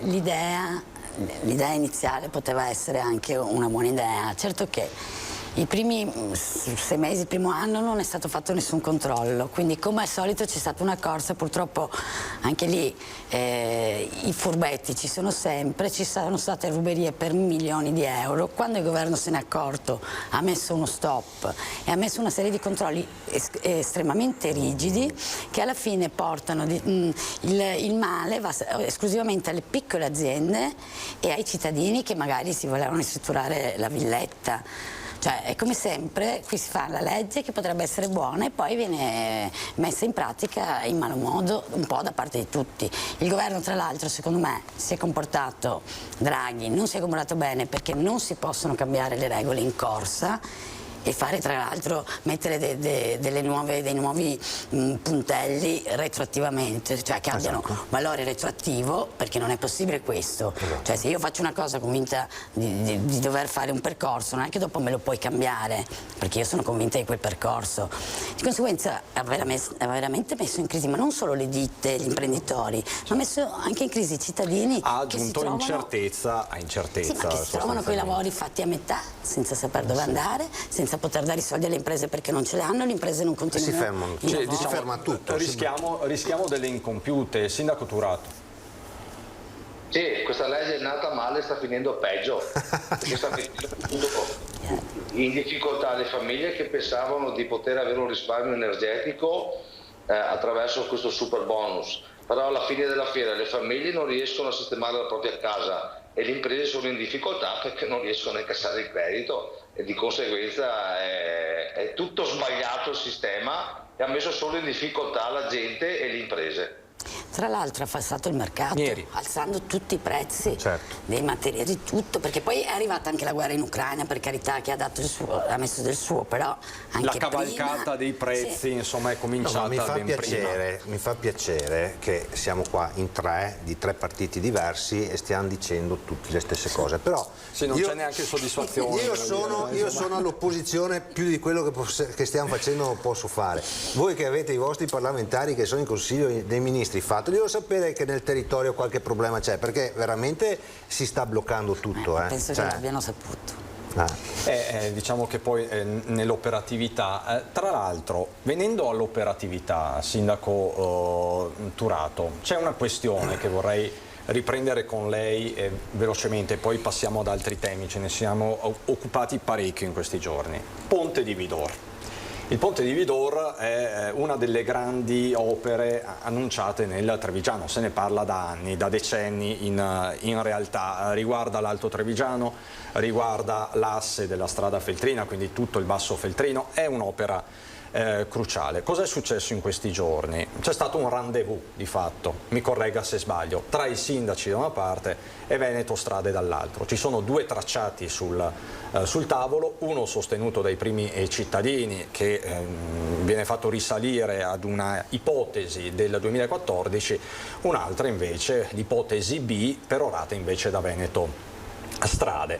Fatto sta che nei giorni scorsi è emersa questa lettera inviata da Veneto Strade a Regione e Provincia, dove si dice: bene, Regione e Provincia, prendete una posizione in merito perché l'opera è strategica. Ieri abbiamo sentito l'assessore regionale ai trasporti De Berti e lo stesso presidente della provincia Stefano Marcon e tutti di fatto dicono serve dialogare. La Regione dice che la competenza è provinciale, ma al di là di tutti questi discorsi veniamo a scoprire ufficialmente che i soldi non ci sono. E quindi a che punto siamo per il ponte di Vidor? Allora, se mi è permesso, vi rubo un minuto in più, giusto per fare una cronostoria breve. In buona sostanza, l'idea progettuale del 2014 non è mai stata messa in discussione fino all'autunno scorso, quando i tecnici incaricati di Veneto Strade per redare il progetto ci hanno convocato spiegandoci, in provincia, spiegandoci che il tracciato valutato nel 2014 appunto non era percorribile per due ragioni, uno tecnico e uno economico. Allorché io ho sollevato il problema maggiore che riguarda la destra piave, cioè il territorio che io amministro. Sostanzialmente loro dicono: per risparmiare dei soldini in quest'opera dobbiamo tagliare a metà la frazione di Covolo. Capisce bene che se io devo fare un'opera di tale importanza che debba risolvere i problemi per sempre, devo fare un'opera fatta bene. È come se la pedemontana veneta, per risparmiare qualche soldino, l'avessero fatta a metà e non avrebbe avuto senso. E qui è lo stesso esempio: perché dobbiamo risparmiare qualche soldino su un'opera di un'importanza strategica per tutto il territorio dell'Alta Trevigiana? Perché a qualcuno non piace, perché se Veneto Strade chiede a Regione e Provincia, a questo punto decidete voi cosa volete fare, vuol dire che il problema non è tecnico, il problema è solo economico. Allora io ho sempre detto a qualsiasi persona me l'abbia chiesto, piuttosto che spendere meno per fare metà dell'opera, io li faccio risparmiare tutti, è meglio non farla. A questo punto mi tengo il ponte di Vidor così com'è e per me la storia finisce qui, perché non è così che si risolvono i problemi. Ma Sindaco, il fatto che non ci siano soldi, vabbè, si sussurrava, si sapeva, in questi giorni è stato di fatto confermato, ufficializzato, ma a questo punto dove andiamo a prendere i soldi? Lei ha capito questo, cioè è la Regione che li deve mettere sul piatto, è il Governo, bisogna fare riferimento alle risorse europee, si sta tirando in ballo anche il PNRR, ma sappiamo che il PNRR mal si addice a nuove infrastrutture. Dove andiamo a parare? Allora, abbiamo detto entrambi tutti dell'importanza dell'opera. Quando c'è stato da affrontare delle emergenze i soldi in qualche modo si sono trovati. Quando abbiamo dovuto fare delle grandi infrastrutture in Veneto e se non sono state fatte molte, i soldi si sono trovati. Sono da decenni che aspettiamo quest'opera di un'importanza fondamentale. Penso che chi di dovere troverà i soldi necessari per fare l'opera. Un'opera del genere, spenderne 50 o spenderne 80 non cambia nulla. O ci sono o non ci sono. Io penso che se è la volontà politica di tutti, da Roma a Venezia alla provincia, io penso che quest'opera si possa fare e si può fare attraverso quel tracciato che mette d'accordo tutto il territorio coinvolto da quest'opera. Chiarissimo, Sindaco. Una battuta velocissima su questo. Allora sì, io sono d'accordo col Sindaco, devo dire molto velocemente, l'ultimo progetto costa 3 miliardi in più di quello che era stato presentato. Inoltre prima di fare un nuovo progetto, secondo me comunque 30 milioni in più. 30, scusa, sì, ma bisognava andare a interpellare i sindaci, perché il problema sono loro che conoscono il territorio, sono loro che ti dicono se va bene, se non va bene un percorso che è da fare, e devo dire questo probabilmente se è stato fatto male, perché sono tutti quanti inviperiti partendo da Cornuda e venendo giù. Per usare un eufemismo, Nieri. Mi trovo d'accordo. Posso fare un esempio? Prego. Lo studio che è stato incaricato per fare il progetto, il primo sopralluogo che hanno fatto per venire nel nostro territorio, per vedere nei fatti com'è la situazione, sono usciti in autostrada a Conegliano. Perfetto, Diego. Diciamo che non funzionava il navigatore, ecco. Risolviamola così. Ci siamo capiti. Nieri, 10 secondi, andiamo in pubblicità. Sono d'accordissimo che quando si parla di territorio bisogna ascoltare chi vive, chi sta e chi gestisce quel territorio. E quindi se i sindaci dicono che così non va bene con il nuovo progetto, io li ascolterei. Diciamo che qui potremo aprire, il Sindaco, anche il tema del bacino di laminazione di Ciano a Crocetta, insomma non vorrei aggiungere troppa carne al fuoco, ma è proprio il tema delle battaglie del territorio, che poi alla fin fine non guardano in faccia nessuno, che sia Venezia, Roma, Bruxelles, sono battaglie proprio del territorio. Facciamo così, qualche istante di pubblicità, poi ritorniamo per affrontare un tema che probabilmente farà la differenza anche per quest'estate.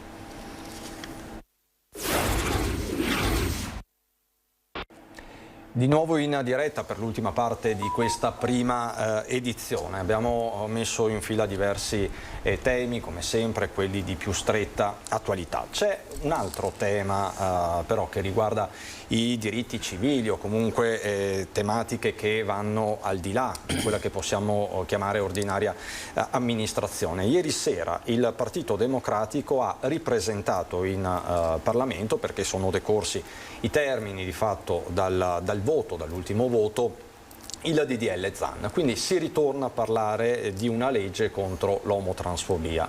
Sapete benissimo qual è il dibattito e sapete benissimo quanto questo dibattito l'anno scorso si sia balcanizzato tra le diverse forze politiche. Il PD ci riprova, ripresenta questo progetto di legge e questa mattina abbiamo sentito una voce importante, quella di un ragazzo transgender che vi abbiamo presentato qualche settimana fa, che è stato in tanti salotti televisivi nazionali per raccontare la sua storia. Brian di Conegliano, che lancia un appello preciso alla politica e parla dell'omofobia che lui stesso ha subito. Sentiamolo.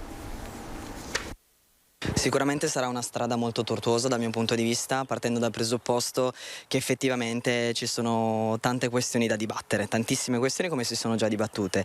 Mi auguro che questa volta sia la volta buona, perché è inequivocabile che serva una legge per riconoscerci come persone inerente alla transessualità, omosessualità, l'espressione di genere più che la disabilità, perché molto spesso non viene citata, ma è importante sottolineare questa cosa. Ci si augura che funzioni, perché onestamente è il caso effettivamente di riconoscere questo mondo. Questa omofobia come si articola? È violenza fisica, è violenza verbale, sono sorrisini, che cos'è?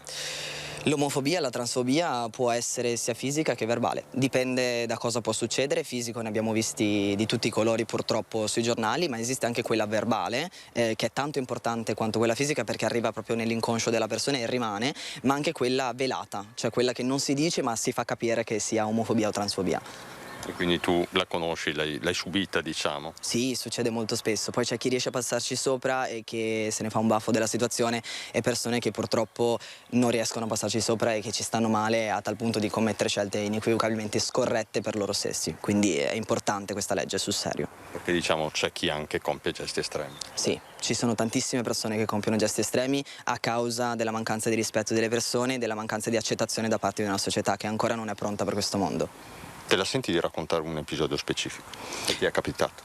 Gli episodi tipici possono essere successi in ambito lavorativo, ad esempio. Sono stato rifiutato in quanto ragazzo trans perché dal suo punto di vista dovevo fare la prostituta in un locale e non il cameriere, perché non era giusto che lui portasse un cameriere trans nel suo ristorante.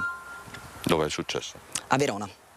Quando studiavo all'università a Verona, poi mi sono spostato a Milano, mondo più grande, più facile, insomma, vivere in una città dove non passi osservato. E tu cosa hai risposto a quel ristoratore di Verona? Purtroppo non ho avuto il coraggio di rispondere niente. Sono andato via, amareggiato, e ci sono stato semplicemente male, non avendo il coraggio di avergli detto in faccia semplicemente che non stavo facendo nulla di male, che prima di obiettare la mia persona doveva magari sapere come potevo lavorare in ambito di ristorazione in quel momento. Adesso ce l'avresti il coraggio di rispondere? Assolutamente sì, assolutamente sì.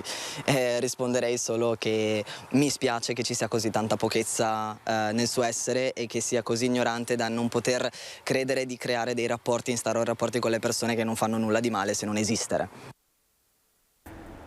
Insomma, sono parole nette, forti, che fanno riflettere queste di Brian, che ringrazio per aver condiviso comunque anche frammenti di vita personale. E quindi questa volta ci sarà la legge, ci sarà questo DDL Zan, non serve? Com'è lo stato dell'arte e ci sarà un'evoluzione diversa? Nieri, comincio da lei che si occupa da tempo di diritti civili. Beh, io mi auguro che questa volta venga approvata una legge contro l'omofobia. Il problema è che, come dicevo, non è un problema politico, normativo, qui si tratta proprio di un problema culturale, quindi secondo me è un bene che se ne sia parlato, che se ne stia parlando così tanto, anche perché la gente ha la possibilità di pensare, di riflettere e di capire anche di cosa si sta parlando. Siamo una società, secondo me, per quanto riguarda i diritti civili, anche abbastanza avanzata, ma non ancora sufficientemente avanzata. Di conseguenza bisogna che le persone si rendano conto che purtroppo il diverso, che in questo caso appunto si sta parlando di disabili, di omosessuali, di transessuali, viene sempre trattato in una maniera per cui le persone è difficile spiegare il concetto, però le persone cosiddette normali non riescono a capire cosa può succedere nella psiche di un ragazzo o di un uomo, di una donna che vivono una vita soprattutto a livello sessuale o propria diversa. La legge fa in modo tale di mettere di fronte il paese ad un problema che esiste, che c'è, magari non è uno dei problemi fondamentali, ma è un problema che c'è e soprattutto colpisce i giovani, e anche questo perché quando tipo il ragazzo Brian racconta di un trauma avuto a 18 anni, 20 anni, ora qui non dà per esempio il datore di lavoro di Verona, questo trauma lui se lo porterà avanti. Certo. Anche magari inconsciamente a 40-50 anni, quindi per difendere il cittadino bisogna creare una legge per cui si capisca che è reato, cioè il reato deve essere più, molto più, come si può dire, perché ora vado male a spiegarmi, ma le persone hanno la percezione, la legge c'è già, se io ti offendo, no, non funziona così. La fattispecie, diciamo così, sì, di reato già copre quella dell'ingiuria e quant'altro, non è propriamente così. Deve essere più grave, cioè deve essere considerato più grave. Visto dalla Lega questo tema? Guardi, secondo me, a differenza di ciò che dice il consigliere del PD, la legge c'è già, perché l'insulto a prescindere è condannato, è condannabile ed è passibile di denuncia penale anche. Di conseguenza io questo lo vedo un specchietto per la lode, per fare una bandiera di partito che secondo me non ha senso, non tanto perché non ha senso proteggere chi magari la pensa diversamente da me, ma è più che altro un dissenso frutto del fatto che per quel che ne penso io, la legge già esiste, già tutela e questo secondo me è solo una bandiera per un partito, punto e basta. Susin. Allora, che dire, sono d'accordo col sindaco, la legge c'è, basterebbe soltanto applicarla nel modo adeguato e farla funzionare. Per quanto riguarda il DDL Zan, che è già stato così bocciato in Parlamento, oggi dal PD lo rivediamo ripresentato nuovamente in Parlamento senza modificare una virgola. Di fatto non è stato modificato nulla. Allora io dico, andiamo ulteriormente a impegnare il Parlamento per fare determinati lavori in una fase di emergenza del genere? Quindi lei dice si rischia un nuovo muro contro muro, diciamo. Ho capito, ma deve diciamo, dopo. Secondo lei una mediazione sul testo sarà possibile? Io caratterialmente sono sempre per ricercare la mediazione, perché non è che io presento una legge ed è giusta per forza, non posso migliorarla. Quindi io sono per la mediazione sempre, però una mediazione adeguata. Se io già parto, presento una legge, il DDL Zan mi dicono ma la legge c'è già, è inutile, vuol dire che non si è capito la profondità, non si è colta la profondità del problema. Ma presentiamolo in modo diverso allora, quantomeno andiamo a presentare il DDL Zan di nuovo in modo riformulato, non presentiamolo uguale, perché abbiamo già votato su quel testo là, lo abbiamo già votato, abbiamo già detto di no. Ecco, allora mi pare che sarà una lunga estate calda anche sul fronte del DDL Zan. 10 secondi perché siamo proprio in 10 secondi, proprio sui diritti. Volevo fare un attimo, a Treviso si svolgerà il Cupido Festival che è organizzato dal coordinamento LGBT a Treviso e proprio per il 17 maggio che è la giornata contro l'omofobia, quindi se avete modo 17 maggio a Treviso. Allora, grazie Michela Nieri, Partito Democratico, grazie Luigi, grazie a voi, Susin, Fratelli d'Italia, grazie Marco Turato, sindaco di Federob ed esponente della Lega. Solo un flash, la Regione Veneto ha autorizzato la somministrazione anche nelle farmacie della quarta dose di vaccino anti-Covid, limitatamente ai soggetti di età pari o inferiore a 80 anni. Lo riferisce in queste ore Federfarma Veneto. Abbiamo già trasmesso accesso alla comunicazione a tutte le nostre farmacie associate, ha spiegato il presidente Andrea Bellon. Il nuovo provvedimento si inserisce nel solco di un percorso rodato dal 1 luglio 2021, quando la campagna di vaccinazione è partita anche nelle farmacie. Sono oltre 131.000 le dosi già somministrate nei 284 esercizi aderenti in regione. Questa quindi l'informazione che arriva da Regione con Federfarma. Rientriamo in diretta come sempre alle 18:30 con l'edizione regionale 19 Venezia, 19:30 Treviso con Belluno. Saluto e ringrazio dalla regia Italo Morao, Simone Merlo, Alessandro Granzera. Grazie davvero per l'attenzione e buon proseguimento di giornata.